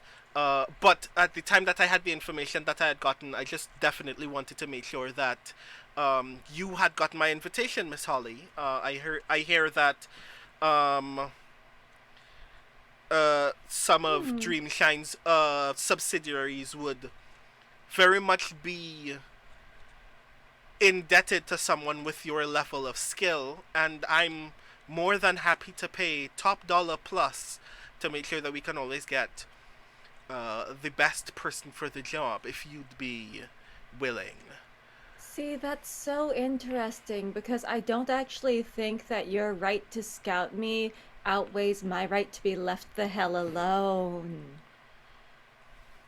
Understood, and that's fair, and you are well within your right to say no, but I figured the price tag would have been good enough at least for a meeting. Again, no worries, and you are still free to enjoy the rest of those funds and the rest of this party as you see fit. But at the very least, I'm glad that you are present. I hope that you all have a wonderful evening. Kat no, wait. Mm-hmm. Kat is still holding a champagne flute in one hand, and she still has the rest of the shrimp cocktail in its crappy little martini glass in the other. And she hands him the shrimp cocktail and goes, "By the way, you should really try this. It's not fair that the host is walking around without any food of his own." Kat very much hopes that he's going to choke on an ice crystal. Because Could I have a fortune roll to see if he chokes on an ice crystal? Is that the thing you would give me? Two things have to happen here. One of those things might be that. Okay. But before that, I need you to give me I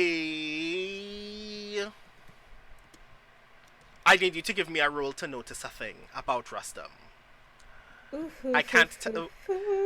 I think that's going to be my one dot in analyze, isn't it? I can say that analyze would be very good for this.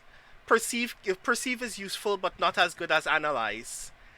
Empathize would be better than both. Yeah, I have no dots in empathize, and also, if I did have dots in empathize, I wouldn't use them on this tool. I have dots in empathize.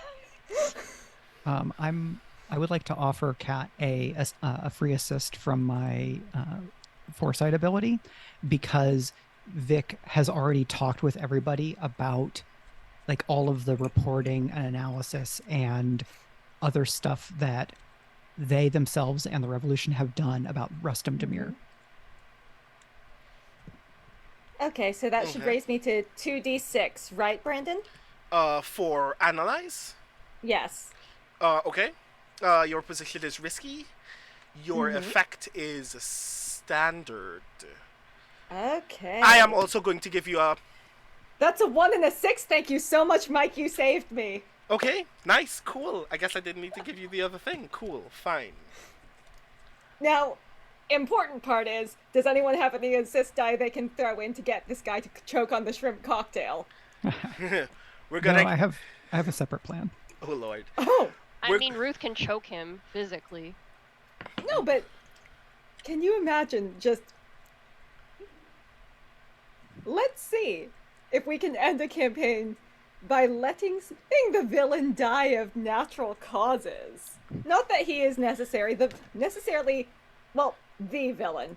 A villain. Mm-hmm. Let's let a villain just die of plain old natural causes. Noted.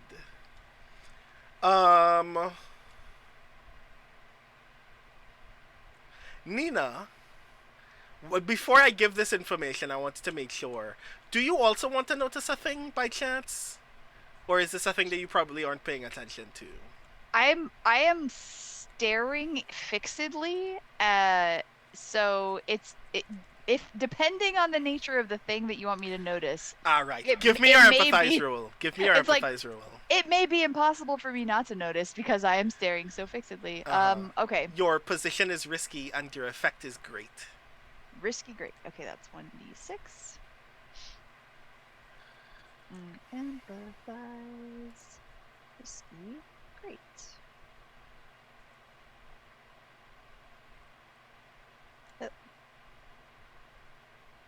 Sorry, I can't type right now. It's a 5.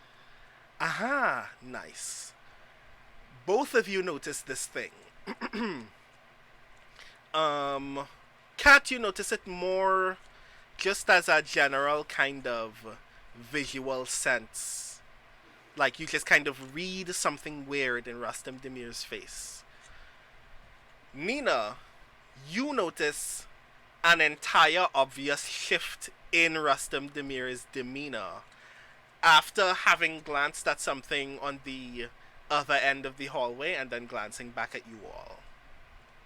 Nina glances in that direction because she's staring at his eyes. It is almost like an imitation glance, not that she like consciously thinks, "Oh, I'm going to look to see what he's looking at," but more like when one lemming does the thing, then suddenly the other lemmings do it.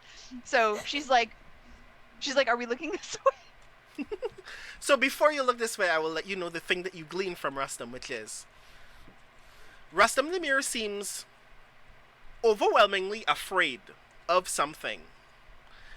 And you get the impression that the thing that he is afraid of is in this room. It's not us, because he should be afraid of us. As far as you know, Kat, it may as well be y'all. But Nina, because you turn around, you get the vague impression that not only is this person someone else in this room, but based only on where Rustam was glancing, when you turn to find out who is on the other side of that room, it's just other Dreamshine scientists and board members and trustees all mingling in one other corner. You see like a handful of researchers are like scarfing down hors d'oeuvres like this is the first time that they're ever going to eat caviar in like 9 years. My coworkers have been discussing this. I want to believe that like every time that I can hear what they're talking about around me before our supervisor comes out to tell us about how we're not supposed to be talking during work hours, everyone has been colluding to determine how many things they can shove in their mouths and how quickly. You see very obviously like a couple of other professionals in the field are just you get the impression they're like sharing notes or most likely just kind of griping about the fact that they're never going to see this much money in one room in this field ever again, because they're never going to get invited to another gala because they don't even know what this gala is about. You see the Chief Innovation Officer for Dreamshine Technologies, a short young woman named Zenaida Metaxas, who you only know because they've been like regularly sharing media profiles with Rustam Demir in preparation for the launch of the Eye, because Rustam insists in interviews that a lot of that imagination was Zenaida's idea. They're like scribbling on what looks like the back of a very large receipt, like one of those very long Walmart receipts. Like scribbling what looks to be like very intense math, and two other researchers are looking over their shoulder at it. A note, Brandon. Mm-hmm. In my character sheet, you said that Ruth knows something about Zenaida, or something about Zenaida is familiar to Ruth, and that I should let you know when Zenaida comes into his line of sight. I am letting you know now, because presumably Zenaida is within Ruth's line of sight. I also can believe, by the way, that if Nina has literally like turned, depending on where Nina was standing, like Ruth probably would also then see Nina and go, "What is Nina looking at?" Because where Rustam probably was like, "What?" Nina is like, "What?"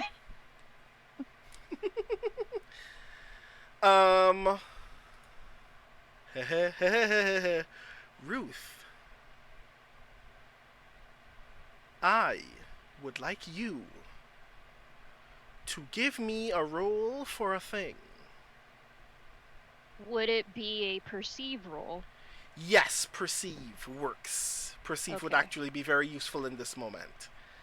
Your position is risky and your effect is standard. Okay. I will give you... you Oh. already rolled. Yes, that's a 2, but you give me... I was going to give you a bonus die. Just roll another d6. Let me see the thing. Yes. Rolling the dice. Roll 20 is taking its time. That's a 3, so Oh, not no. too good, not too good. Both of these are not good. Right. Okay. Here is what I will say until the thing becomes obvious in the future again.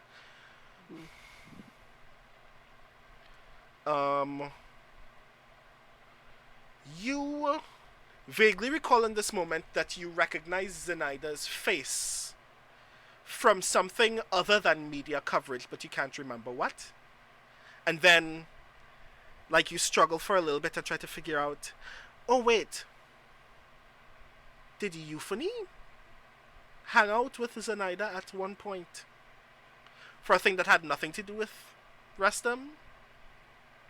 Mind you, at this point, as a reminder, you learned about Euphony's relationship with Rustam Demir after Vic had, because Vic shared that information with you all.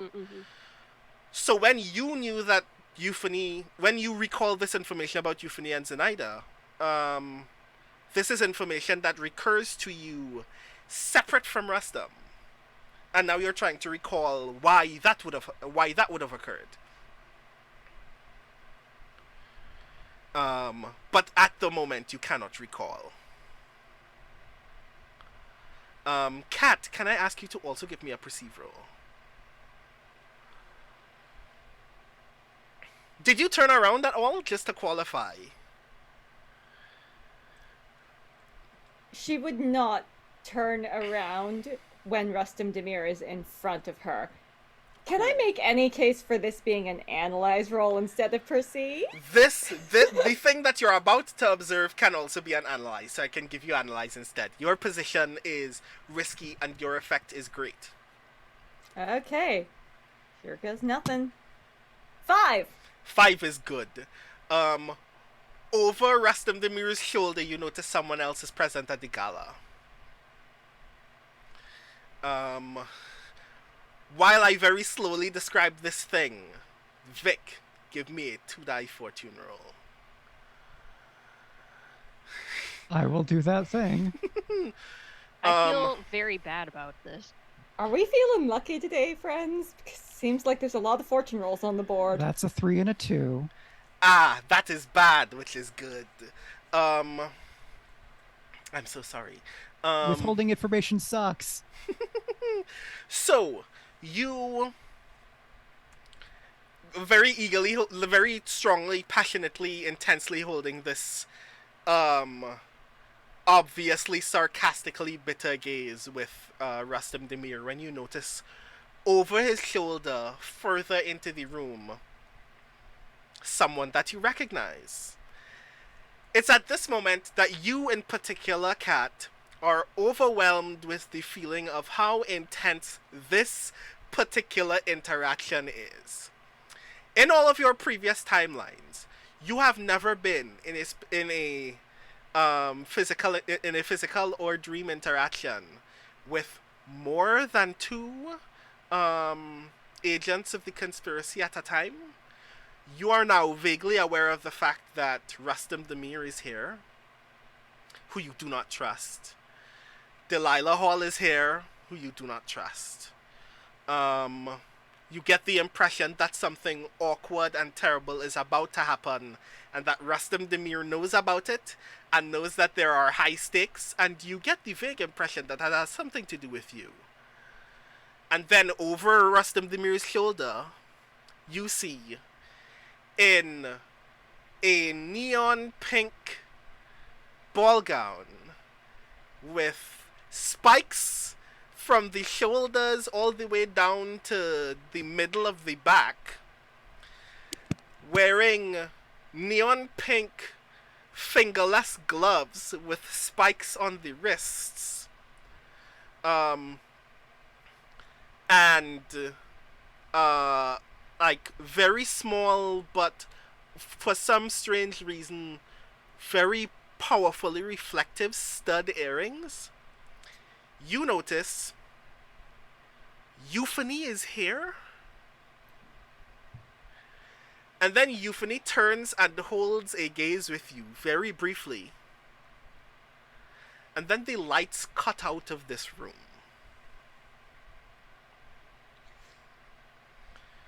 I would like to do a thing. Of course you would like to do a thing, Ruth, because the very first thing that happens... I'd also like to do a thing. And I'm gonna follow that, but the very first thing that happens, the moment that the lights cut out in the room is, Ruth, you feel your pocket watch vibrating. If you'd like to do a thing, you get to do the thing first, and then Kat. And did someone else also want to do a thing? Okay, so to clarify, all the lights are off and it's pitch black? It is dim. There are like reflective panels in like the grooves between the drop ceiling and the wall in select intervals of the edges of this room, so you can see very dimly from light that's pouring out from through the window and from those reflective lights, but the further you try to look into the center of the room, you can actually see less and less. Okay. When the lights go out, I would like to move to put myself between Rustam and the party, and I would also like to pick his pocket. Okay. And I would argue that to be a conceal, because I'm trying to be sneaky.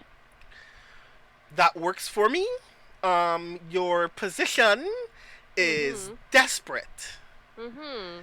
And your effect is standard. Do you have a poison promise for me? Do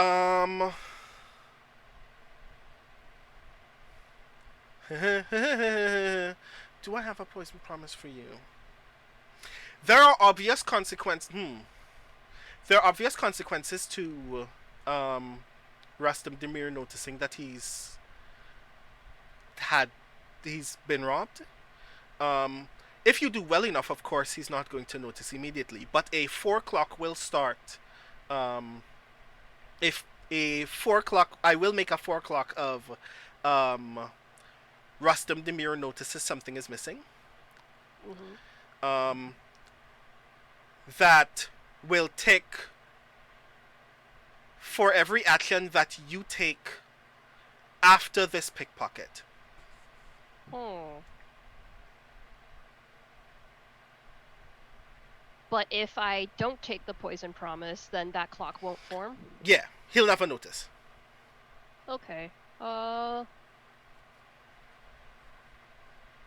I think I would prefer to go without it, since we have conflict arises as a clock already, and I feel like we don't need an extra clock under pressure. I should highlight, by the way, that clock has since ticked 3 times. Okay. Because I forgot that I was keeping track of it. Okay. Team, how do we feel about Ruth pushing himself? How much stress do you have, Ruth? I'm pretty sure you shouldn't. Please don't. This would be Is there a lot. anything I can do to offer an assist die? You know what? I mean, if you spend a Ruth social link, that you have with Ruth, it will clear 2 stress. I will spend that link to clear 2 stress. Okay, so I will Ruth, push mark your myself, and I will. So I gain 2 stress from the pushing, and I lose 2 stress from the social link. So you're back to 3 available stress. Yeah, and I roll 3d6. Pray for me. That's a 4, a 2, and a 1. A mixed success is enough for you to get into Rustum's pocket. It's enough to get some things. Give me a 1 die fortune roll. A 1 die fortune roll. That's a 5. Good lord, this is nice. Cool. You successfully pull out 3 items from his pocket, but because it's dark, you can't tell what they are by sight. You know that one of them feels like several small pieces of paper stuck together. You notice that one of them feels like very smooth glass or stone, and you notice that one of them feels warm, but you can't tell why. Gross. And now successfully between Rustum and the party, and thus also Delilah and the party, one hand I put all the things in one pocket, the other hand I check the pocket watch. Is it still vibrating? It is still vibrating. The mirror on the inside of the pocket watch is now glowing green. Nina, in which direction are you looking at the moment? Is this before or after the pocket watch begins to glow? Because I would say that as soon as she sees the pocket watch, like, she probably would have been facing forward. Like, she would have turned around, basically. So she was looking behind her to see whatever direction that she was looking to see the person that Rustum was looking at, she's turning back to her previous direction. Mm-hmm. So that would, in theory, then be, I guess, looking at Rustum Demir. Mm-hmm. Which means she would probably see the glow. Like, her eyes would be drawn to that, I guess. Give me another perceive roll. Because if she doesn't see the glow, then she is going to remove her phone from her pocket and try to put the light on the phone. Desperate standard plus 1 die. Desperate standard plus 1 die perceive roll? Mm-hmm. Oh, jeez. Desperate standard. Perceive, I think I have 1. Yes. No dots in perceive. So that's just 1 die. Ooh, yike. Okay, here we go. That's a 2. Here you go. You turn. You notice vaguely through the reflection of the light through the window and that other dim light above the wall that it seems like Rustum was about to say something, but you didn't make out what. And now you can make out just the shadow of Delilah dragging him out of this room. Other people in the room are still weirdly not sure if this is like a fire drill or if the power is out or something like that. Yeah, no, Rena is fumbling for her phone to try to get the flashlight on because she is concerned. I don't know how long that will take, so it's I leave that to your discretion as DM. You can allow her to fumble. You can make me roll. I will let you fumble for a bit while Kat does a thing. While Kat is doing a thing... Oh, you're muted. I can't do the thing. Never mind. Oh ho? Okay. I was just going to be petty, but Ruth got in there first, and now the opportunity is lost. Noted. When Ruth opens the pocket watch and the first thing he sees is the green glow, he just turns it quietly to Vic. Okay, and for my recollection, mirrors turn green when the dream is being manipulated. Is that right? Mm-hmm. Yeah, and it's sending an SOS signal, basically. Right. Help me. Yeah. Vic sees that and takes the information to be able to lean over to Ruth enough to whisper, we go in this way. We can come out somewhere else. Ruth says, sounds good to me. I have something for you too. Okay. So then Vic is going to use, or from memory, basically try to build a jump into the dream chain like we used to get out of the dream last time. Mm-hmm. Who's in the head of this chain? That's probably Ruth, because you've got the watch. I am holding the watch, so I'm guessing everybody else goes in first, and then I go in. No, to pull the watch in after me, so to speak. Okay, so I'm thinking Vic followed by Kat or Nina, in the middle, and then Ruth in the rear. Yeah, works for me. Sounds good. Time to Looney Tunes. You all step through the mirror in this pocket watch, and you find yourselves suddenly tumbling downward in what looks like endless dark.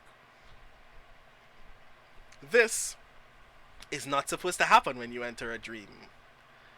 When someone has manufactured a dream, that dream has a shape, and you're supposed to be physically present within that shape.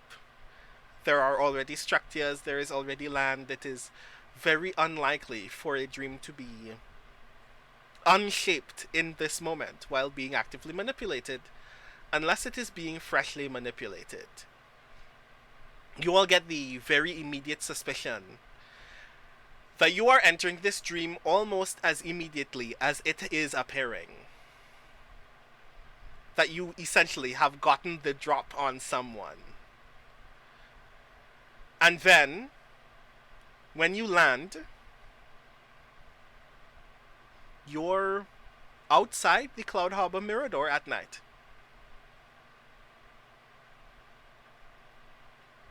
It literally, like, nothing looks different at all. It looks like Mirador Street. It looks like the Mirador is in front of you. The mirrors, the windows look like windows. The doors look like doors. The streets look like streets, and the cars on them look like cars. Ruth is going to reach into his pocket and pull out the things that he took from Rustum.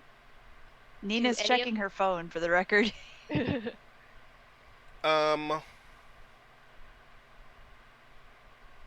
Nina, you pick up your phone.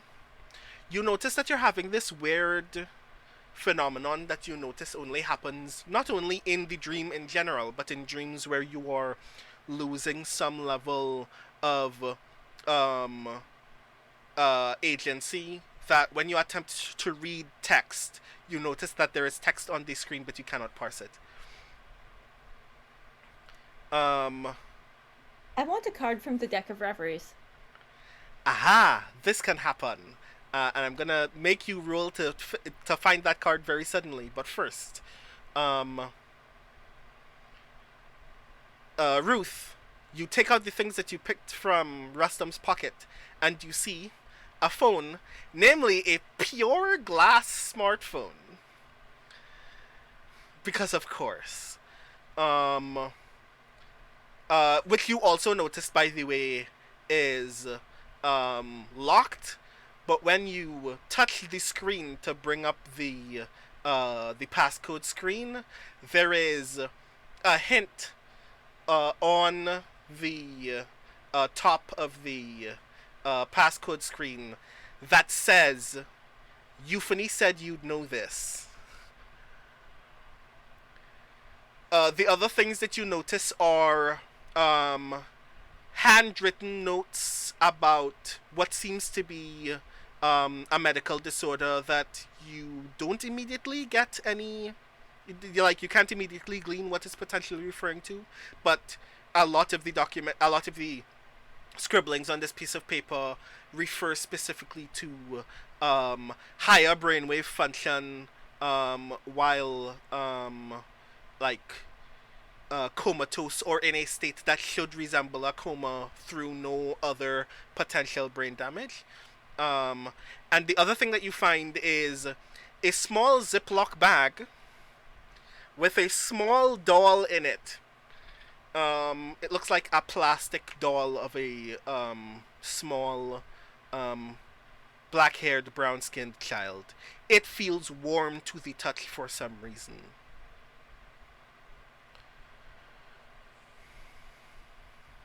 Ruth is going to give the phone to Vic because Vic can do something with that. He's going to keep the other things because Vic can't do anything with those. But yeah, he hands the phone over and he says, courtesy of Demir. Oh, that's going to take some more time to look at. Do we think there's anything else here we can get, or should we beat feet?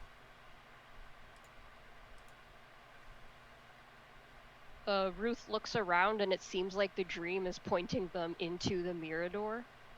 So he shrugs and says, one way in. There's actually a lot of different ways in. Did you know that? I think in a dream, all doors are going to lead to,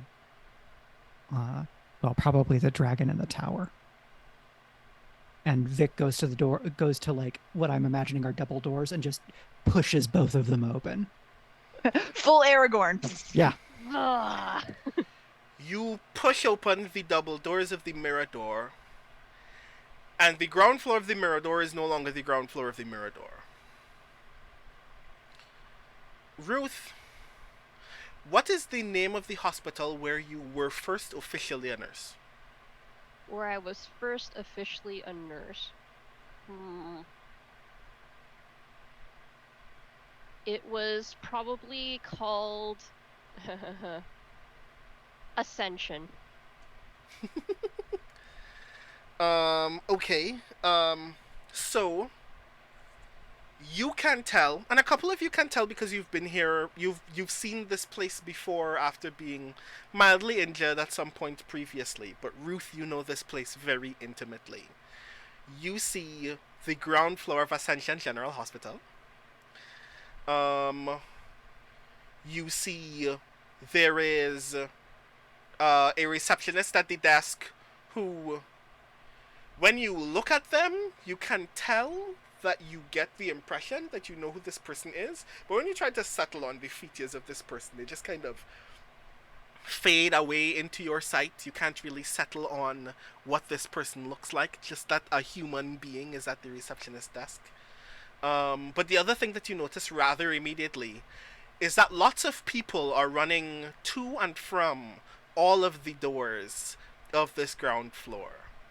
And when you pay attention to try to figure out where they're going and why, you realize that everyone who's dressed up as a nurse, as a doctor, as a patient, or as a guest of a patient on this floor are all Rustam Demir at various ages, entering through one door and emerging through another door at rapid pace over and over and over again.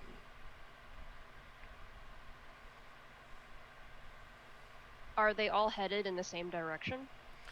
Nope. They're all moving in random directions. They seem rather panicked about something. You get the impression that they're headed somewhere and they can't get there, that the dream is actively preventing them from arriving.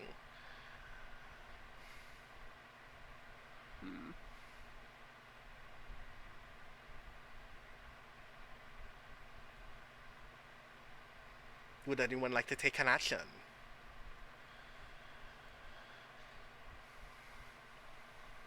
Would it be a stretch for Nina to try to empathize to understand what exactly is going on here? Okay. Like to try to like feel the vibe. Like she feels this anxiety, but can she maybe try to hone in on like what the anxiety might be related to, or? Well, yeah, definitely. Your position is desperate. Your effect is great. You get +1 die. Yeah? Okay, +1 die, and I've got 1 already, so that's 2d6. All right. Oh, that I didn't mean to. Oh, here we go. I have an idea for an assist. Oh, sorry, I did the roll already, but I did get a 4 and a 5, so. 5 is good. Okay, so multiple Rustums are running past you all, and then a young Dr. Rustum stops, turns to you, and says, "Right, Dr. Lopez, I've been looking for you." And he puts his hand on your shoulder, and you look down, and suddenly you're in Scrubs. There is a circular in your hand that has a sheet of paper that has the name on the name on that record is Aisha Demir. Aisha Demir. Okay. And young Dr. Rustum says, I've been looking for you for hours now. I need you in the OR, stat. And, like, hooks you by the elbow and starts dragging you towards what is very obviously a closet. Has anyone else heard what he said, or? Oh yeah, everybody else saw. Okay, just making sure, because otherwise I would be like, going to the OR. I take it everyone is following? Yeah. Ruth is suddenly in his old uniform. This just that conscious decision. You suddenly decided I'm gonna do the thing. It wasn't a conscious decision. It just happened. Okay, cool. So that works for me. You all follow into the closet. You all follow towards the closet door. Dr. Demir opens the door, and it is now a very large operating room.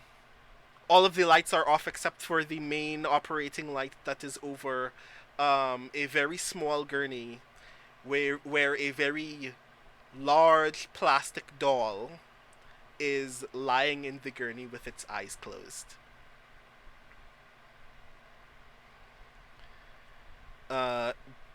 Young Dr. Rustum Demir drags Nina closer to the gurney and goes, "We still have no idea what's happened. She's been crashing on and off for the last 6 or 7 years now. We're trying to see if we can bring her back before something terrible happens. I've heard that you're the best in the business. Can you please look at this?" Nina, you have no idea what the hell he's talking about. No. And so, like, once again, she's going to attempt to empathize to see if there's a way to, like, figure it out. While this is happening, or, like, because I hate to say it, like, OOC, I don't think she would connect the doll to the person. Unfortunately, Nina is not the sharpest. While this is happening, like while you're in motion, Cat, can you give me a 1d99 roll? Sure thing. What does a 23 get me, Brandon? Aha.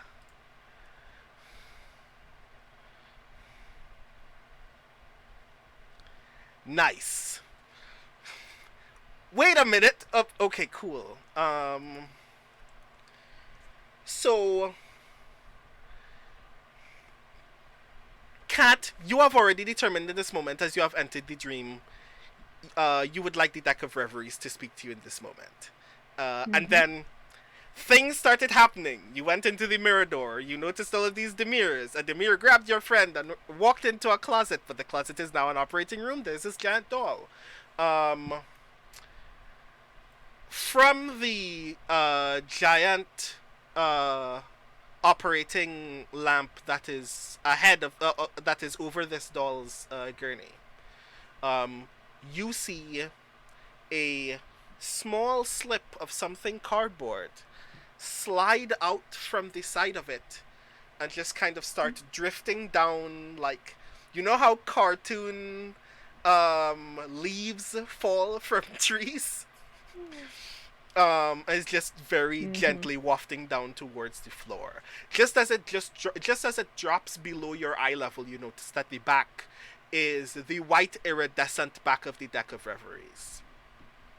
When you grab it, you notice that the image on the front of it is a magnifying glass that is being held over a piece of paper, but instead of making the text on that piece of paper larger, it is making it much, much smaller. You know this card to be the distorted lens. What happens when you see the distorted lens, Kat? A deep sense of irritation just rolls through her body. Because, oh my gosh, tell me something we don't know already. Like, you know, in principle, the deck of reveries should be comforting because, like, yeah, I've got messages coming from future me. That means I'm not going to die here today. But actually, future me's kind of a tool. I don't think I like future me very much. She's snarky and unhelpful.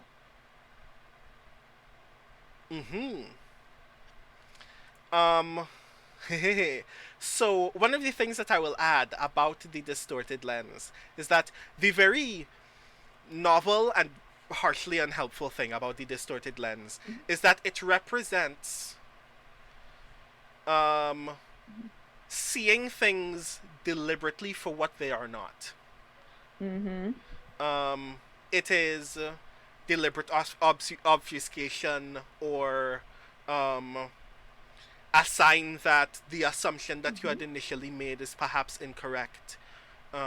It is that someone is attempting to deliberately misguide you. And when it's in relation to the dream itself, it is typically attempting to tell you, you think you know whose dream this is. You don't know whose dream this is.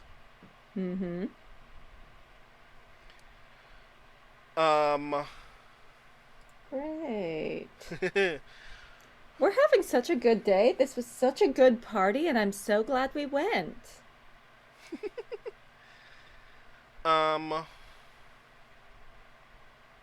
While this is happening, you hear on the PA system for the hospital that you're presently in, Doctors Demir and Demir, may you please return to the receptionist's desk as quickly as possible, please? Again, Doctors Demir and Demir. And guests. That additional "and guests" sounded very, very angry out of nowhere. Do we recognize the voice over the intercom? You don't? Is it Demir's voice? It is not Demir's voice. It is also not Delilah Hall's voice. Is it feasibly Euphony's voice? It is not Euphony's voice.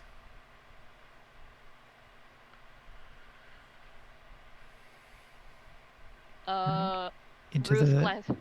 Well, okay, before we go though, I think Nina just wants a sense of whether or not this doll is like, you know how in dreams there are people that feel like people, and then people that feel like in the other dream where all the nurses just felt like automatons?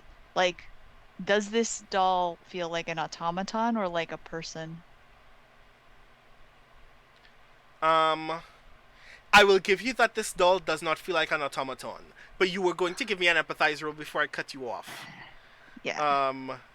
Because I feel like she is concerned about this because this is like the name of a person, and yeah, so it's like before she would go anywhere, she'd be like, it's a dream. She's a doctor. Maybe she can help someone. Unfortunately, it's Nina, and she will want to help this person. So here we go. Empathize. So what is my position? And this is another desperate great. This is another +1 die.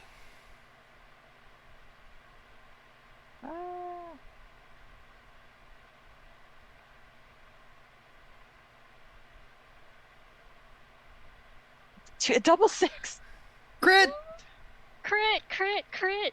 Oh, Jesus Christ! Crit to help! But Nina wants to help! Nina Lopez empathizing is the theme of this show, y'all. So I'm very excited that this is happening. Okay. What do you do, Nina? Okay, so this, because it's Nina, and unfortunately, while everybody else may be like, no, Nina is gonna put her hands on this person. Because that's what you do when you're a curandera. Like, that just makes sense. Okay. You very gently put your hand, like, on the shoulder of this doll. And very briefly, you are no longer in the hospital. You are in this very large study, like very tall, like looks like 2 stories tall of just room. Ahead of you is this large stained glass window with artwork of a dark-skinned man holding a dark-skinned girl in an embrace. On the left, right, and to the back of you are like 6 long shelves high, and all along the length of the wall, except for that stained glass artwork, just bookshelves, lots and lots of books. And at a large round glass table in the center of the room, you see a dark-skinned girl reading a very large book. She doesn't seem, you don't seem to have gotten her attention. She's just flipping through this large book, like, very eagerly. You can get the impression that she's not really reading it so much as being excited by the fact that this large book is in front of her. What do you do while you're in this room?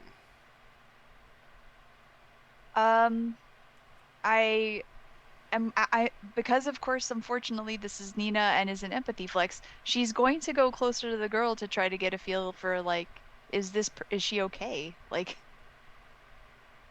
and that may allow her to see the book, that may not, because it's flipping too fast.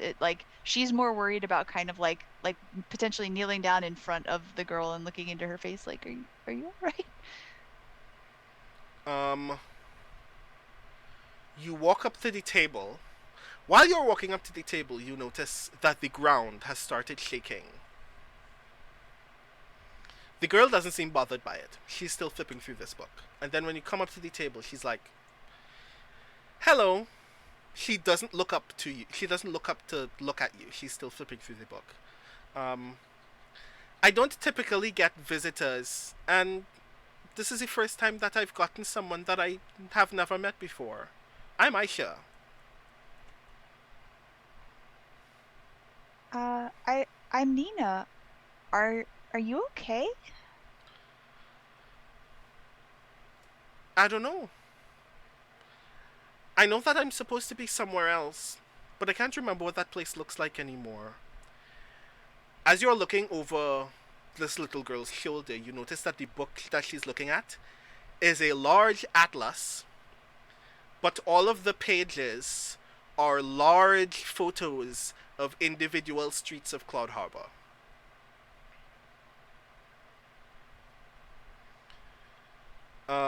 And she as she continues, I think I'm supposed to be here, but I don't know where here is. Maybe we can check. And Nina pulls out her phone and opens up the GPS. Give me a 1 die fortune roll. Okay.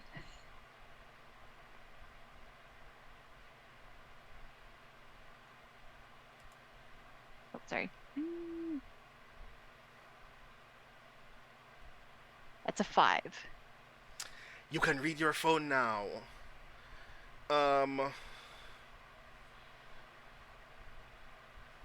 GPS on the phone is weird. Like, you bring up the Cloud Harbor equivalent of Google Maps, the Mir Maps or whatever. And if there's one thing Nina knows, it's the map of Cloud Harbor because she delivers stuff for a living. And it shows that you are in the Mirador. It shows that the city is still the city. You don't. You get the impression that in this moment, everything that you're seeing on your phone is perfectly normal. Is there anything that you want to check on the map? I think that, so, like, because the girl is just flipping through the map, she's going to then show her the Mirador icon and be like, is this where you're supposed to be? She looks at it and she tilts her head and she says, I recognize it. Sounds like something that my big brother talks about a lot, but I don't know. Maybe if we map you, and she types her name into the map program. So it's like Aisha Demir. Search. The directions button comes up on the app, and when you press it, the app starts zooming all the way out of Cloud Harbor, out of the Tri-Cities, out of the country, out of the continent, off Earth, past our solar system, past our galaxy, into the edge of space. Just keeps turning black. You can now see like drops of ink fall out the corners of your screen. Oh, I don't think it's supposed to do that. She presses the home button to stop. Globs of ink just back into your phone. Aisha just shrugs. Yeah, I don't know. All I know is, my brother keeps telling me I'm not supposed to be here. And I don't know where here is or where I'm supposed to be. All I know is, sometimes it gets very dark and sometimes I get to read. The ground starts shaking again.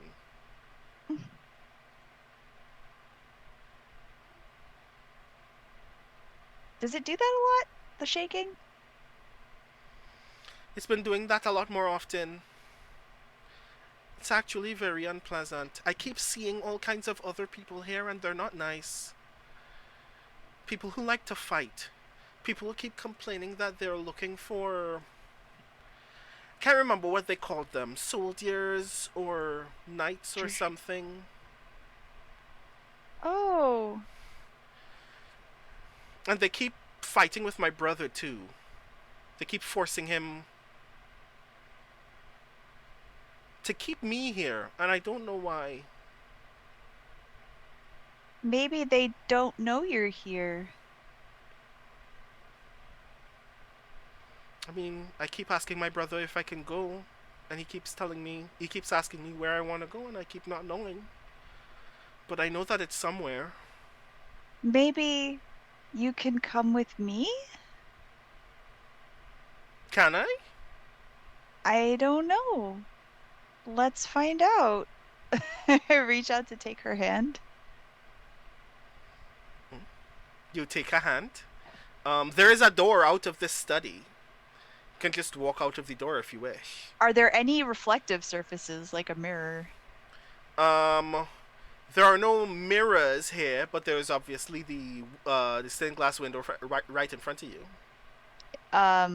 Is it shiny enough that Nina would know it can be used as a mirror, or like Nina's looking for a way out of the dream to see if maybe she can take the girl out, and if there isn't one because the dream will not allow it, then she will go for the door. That can work in a pinch. Another thing that you've noticed as well is that there is a globe in this study that is just pure glass. That is shinier than the window, such that would actually be more efficient to use. But then you'd need to tell this little girl to be prepared to jump into the globe. Okay. Nina will say that. Nina will be like, we're gonna try something, maybe, if that's okay with you. Could we just hold my hand and we're gonna jump? Okay. I just read here. I don't get to play games very often, so I'm open for a game. Okay. We're gonna both put our hands on the globe and then jump. She tilts her head at you and goes, okay, that's a strange game, but I'll play. And she puts her hands on the globe. Does anything happen? She counts down from 3, 2, 1. You both jump. And then you fall backwards onto what feels like a very soft, very short bed. And you notice that you're now on the gurney in the operating room where you previously were. None of you notice anything happens until Nina stops being at your right and starts being in front of you. Is the doll gone? The doll is gone, and you are now holding you're like cradling the girl in your arms. But she fell onto you, so this hurts. I'm going to say Ruth was taking the doll's pulse when Nina put her hands on it. So suddenly he's taking Nina's pulse, and also there is a small child. Mm-hmm. While that's happening, you know, while you're looking up, because you're in a position. Yeah, Nina is blinking at the light, like the overhead light, like you have in the surgical rooms. It's like, you turn to your left because you're now looking right up into his face, and you notice that the mirror that you're looking at now is no longer the 20-something Dr. Rustam Demir, but the 30-something entrepreneur Rustam Demir that you're accustomed to, who is looking down at you with absolute fear in his eyes. And then it very slowly but sharply shifts into something that is simultaneously anger and incredible sorrow. And he says very softly, "You don't know what you just did you?" no. And then alarm bells start ringing in the entire building. What did I do? What did I do? Ruth kicks Demir and then pulls out the pocket watch and says, "We're going."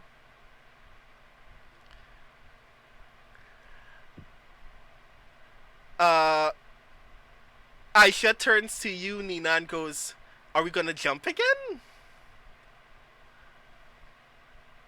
Yes. Because Ruth said so, and Nina is definitely going to follow Ruth's lead on this one. Ruth is imagining really hard, focusing on his apartment again.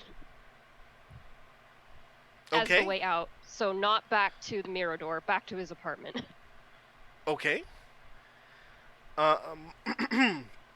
You all focus on the mirror and the pocket watch, and just as you all prepare to and successfully jump through this mirror, you hear on the PA system, like just moments before finally leaving this room, you hear someone bellow, "You broke our agreement!" Nope. You suddenly emerge out of the bathroom mirror of Ruth's apartment, all stumbling out into the shower. It's a very clean shower. Ow, my shin! Yes, all of you just kind of collide on top of each other. This 7 o'clock at night, and the sound of Nina worried about her shin is where Nina would actually be like, "Oh no, my dress!" And that's the very end of tonight's session of Girl by Moonlight Fractal Spire. So what have I done? What did I do? Yeah. We An have awful lot, apparently. We have either dream napped an actual child into the waking world, or we have a bottle of Psyche again, like with Siobhan. Oh no, you have a small child with you. Oh, okay. Now we're kidnappers. This is great. Yeah, this As soon as never Vic, goes poorly at all. as soon as Vic hears a third of this, Vic will have a plan. So yes, I did not immediately imagine we would have gotten to learning this thing, but then we got to learning it, immediately doing a thing about it, and immediately complicating further things. So that's also going to be fun. Also, technically, this is a successful mission in its own right. So we finally got to start and finish a mission in the same session. I'm so sorry to you all. So yes, how do you all feel about what has just transpired? That was extremely unexpected and delightful. Indeed. You're all going to have to put up with actual sibling Ruth, which none of you have ever seen before, so that's going to be very exciting. Oh, this is about to be heartwarming as shit, isn't it? I imagine all of this is going to be very cute and also very weird. So yes, I'm very excited for what happens next, and I can't wait for when that happens. But until that point, I would like to ask all of you lovely people to please tell all the lovely people in chat who you are, what you do, and where people can see you next. Starting with Mike, and I would like to begin by reminding Mike that there is a physical place where some people might actually see you next very, very soon, if I am not mistaken. So please let people know about that as well. Sure thing. I am Michael R. Underwood, aka Mike. I have been Vic Sane's The Guardian. I'm one of the co-hosts of Speculate. And this coming week, you could see me in person at Big Bad Con in San Francisco, where I will be running a playtest of Genrenauts, a Forged in the Dark game of dimension hopping story heists. I'm very excited to do that. I've been hearing about Big Bad Con for literal years, even pre-pandemic, and I'm super excited. So if you're going to be at Big Bad Con, please come up and say hello. I look like this, except then there will be a mask. I will also have a name tag. That part will probably be easier. You can watch me play video games and talk about games at twitch.tv/turbotango. And on November 19th, here on this channel, you can see the Speculate and various friends doing amazing cool things, including the Anchor segment, which will be a game GM'd by our very own Iori Kusano. And that's me. Nice. Next, Valerie. I have been and remain Valerie Valdes. You can find me online at valerievaldes.com, and you can find me on Twitter at Valerie Valdes. That is with an S in case you're listening and not looking at my name. And you can find me on streaming on Twitch as The Kids Are Asleep, which is when I play video games. Nice. Next, Jeoi. Hello, hello, and very soon goodbye, goodbye. Jeoi Gawain Lin, game and fiction rater. He, they pronouns for me. He, they pronouns also for Vermilion Jingwei Ruth, whom I have played tonight with great exasperation, love, fondness, and fear. And last but not least, Iori. Happy time zone, and friends. Kusano Iori. Oh dear, I have a whole bunch of things to promote right now, don't I? Okay. Asians and Pacific Islanders, if you are in chat, if you are watching this on replay, it is 24 October, Monday. That means you have 7 days left to send me a story for the Apex magazine, Asians and Pacific Islanders subcall. Is that your demographic? Come on, get on it. Put some things in front of my eyes. Let's see. My story, Can I Offer You a Nice Egg in This Trying Time, will be out in the November-December issue of Uncanny Magazine. And as Mike said, I will be GMing a thing. November 19th your time zone, 20th mine? Is that it? Time zones are hard. Egg. I am so very excited about this goddamn story. I'm so sorry. And you can always find me at kusanoiori.com or come fight me on Duel Masters. Master Duel. Come fight me on Master Duel. You know you wanna.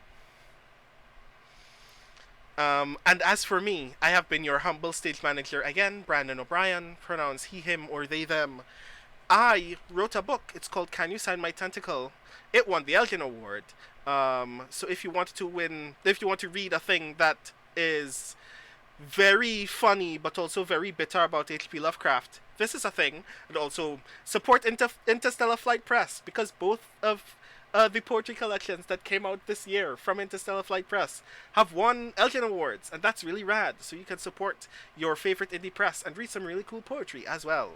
I am a poet, writer, and game designer from Trinidad and Tobago. You can find me on Twitter at The Rising Tides. You can find me on Patreon at Speculate. That's the Patreon that I'm going to highlight, not the other one.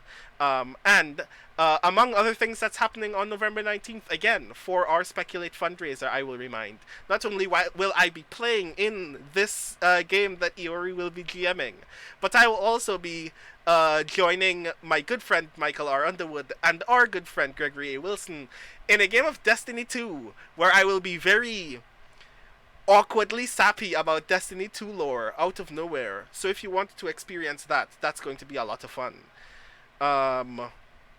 So definitely join us November 19th for that Speculate fundraiser, so we can continue to do all of the cool things that you experience right now. Do you like it when we engage in all of this silly dream shenanigans? You can get more dream shenanigans. We just need to make sure that our audio editor, Rudy Basso, gets to eat in the process, and you can help us do that. So please join us for all of the wild stuff that we have planned for November 19th. But until that date, and until the next time that we see each other again, I would like to ask you all to tell the lovely people in chat good night. Thank you so very much for joining us for tonight's Dream Shenanigans, and I will briefly disappear from you all so I can come over here again. And thank you all so very much one more time for being present for tonight's session of Girl by Moonlight Fractal Spire. This was a lot of fun. I'm very excited not only that we got into the shenanigans that I had planned, but as is the case with the strange friends on a regular basis, I found myself in a position where more weird things happened, and I'm very excited that I got to lean into that for this session. Settling on when we were going to meet or learn more about Aisha Demir was a thing that I was very curious about, but I'm very glad that we just kind of leapt into that instead. Thank you so very much for watching, or for listening if you're listening on the audio podcast, and for supporting Speculate content. Again, a reminder that patreon.com/speculate is the ideal way to financially support the podcast so we can continue making more lovely content for your eyes and most especially your ears. That's where you get special snippets of extra content like GM prep for our secondary game. God, my brain is so hollow because so many things have just happened in this game. Where my all of my synapses are firing very intensely. But if you want to learn behind the scenes stuff about Court of Blades Valorward, some behind the scenes stuff about the setting of Cloud Harbor, and more about Girl by Moonlight Fractal Spire, there are story snippets and GM prep and all kinds of other cool stuff that you can also discover on the Patreon as well as supporting the creation of the audio content that allows us to make the podcast in the first place. So thank you so very much for supporting us, and again, I look forward to seeing and hearing from all of you on November 19th at around 3 p.m. Eastern Time, so we can get into more shenanigans for you all, because that's going to be a lot of fun. Again, thank you so very much for supporting this channel, which you can also do at patreon.com/ArvanElron. Thank you for supporting this channel and all of the other myriad ways that you do so by by checking out the YouTube channel at !ArvTube, by checking out the merch store at !ArvShop, by following Greg on Twitter !ArvTweets, and by sharing all of the cool stuff that we regularly make as well. And of course, a reminder of all of the things that are important about the world and the ways that we make the world better! BLM, as we continue to assert and affirm the value of Black lives in the Americas and all over the world. It is particularly important to be reminded that the struggle of liberation from a racist state of being is still important and significant, and we have a duty to be aware of the ways in which that we can assist that movement. So information and resources on that are in that link that is available there. !Help now. Always remember to reach out to someone when you need help, and reach out to someone when they need help in these still continuously trying times. Definitely check out the resources that are available in that link as well.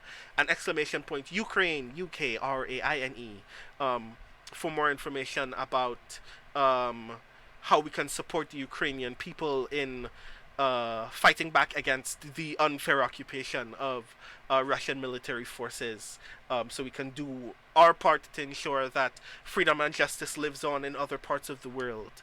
And of course, a reminder that Ukraine is not the only part of the world where these kinds of struggles still persist. But you can do your part in all of those places. In Iran as they currently strike out against religious misogyny, in Palestine as they struggle against the continuous attempts of occupation of their more militaristic neighbors, and in your own home spaces, in the ways in which politics can be complicated and fraught, and you can do your best to ensure that your neighbors are living a world full of freedom and justice. Whatever your part can be, please know that that is a part that you can do. A reminder again, November 19th, please come and join us for the thing. It's going to be a lot of fun. Where am I pointing? I'm pointing this way. The thing is going to be really cool. 3 p.m. Eastern, November 19th, all times EST. Come watch us play 2 RPGs, and then come watch us play Destiny 2. It's going to be really wild. And please support us in that endeavor as well. Until then, thank you so very much for joining us for tonight's stream. It is actually tremendously late, and I don't want to get in the way of you all taking care of yourself and getting some sleep, because at this point I'm actually quite frazzled. So many things have happened, but thank you again so very, very much. I hope that you have a wonderful night. I hope that you have a wonderful week, and last but not least, as always, sweet dreams, everyone. Thank you for joining us, and I'll see you very soon.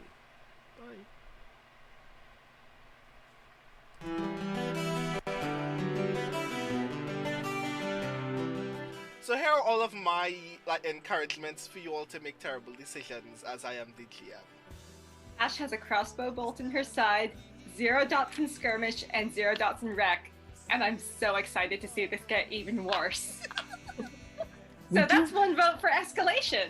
Skelly has 3 guns and all the ammo. Crossroads has no guns, but Crossroads is a gun powered by ghosts. Have we established that your guns are special to you? I feel like we're establishing that your guns are special to you. Before this crew, they were my only friends. You've known us for 5 days. You've known those guns a lot longer. These are my babies. Yeah. I just want to say, Rowan was starting to do this, and then he realizes to harvest. This doesn't help. Like, don't do that. This is not. No. This is Like, not don't do this. nothing. Like, Yeah. Doing this to an executioner? yeah, that's not what you just want. like this, like. We call that the go sign, you know? Like, yeah. Oh man.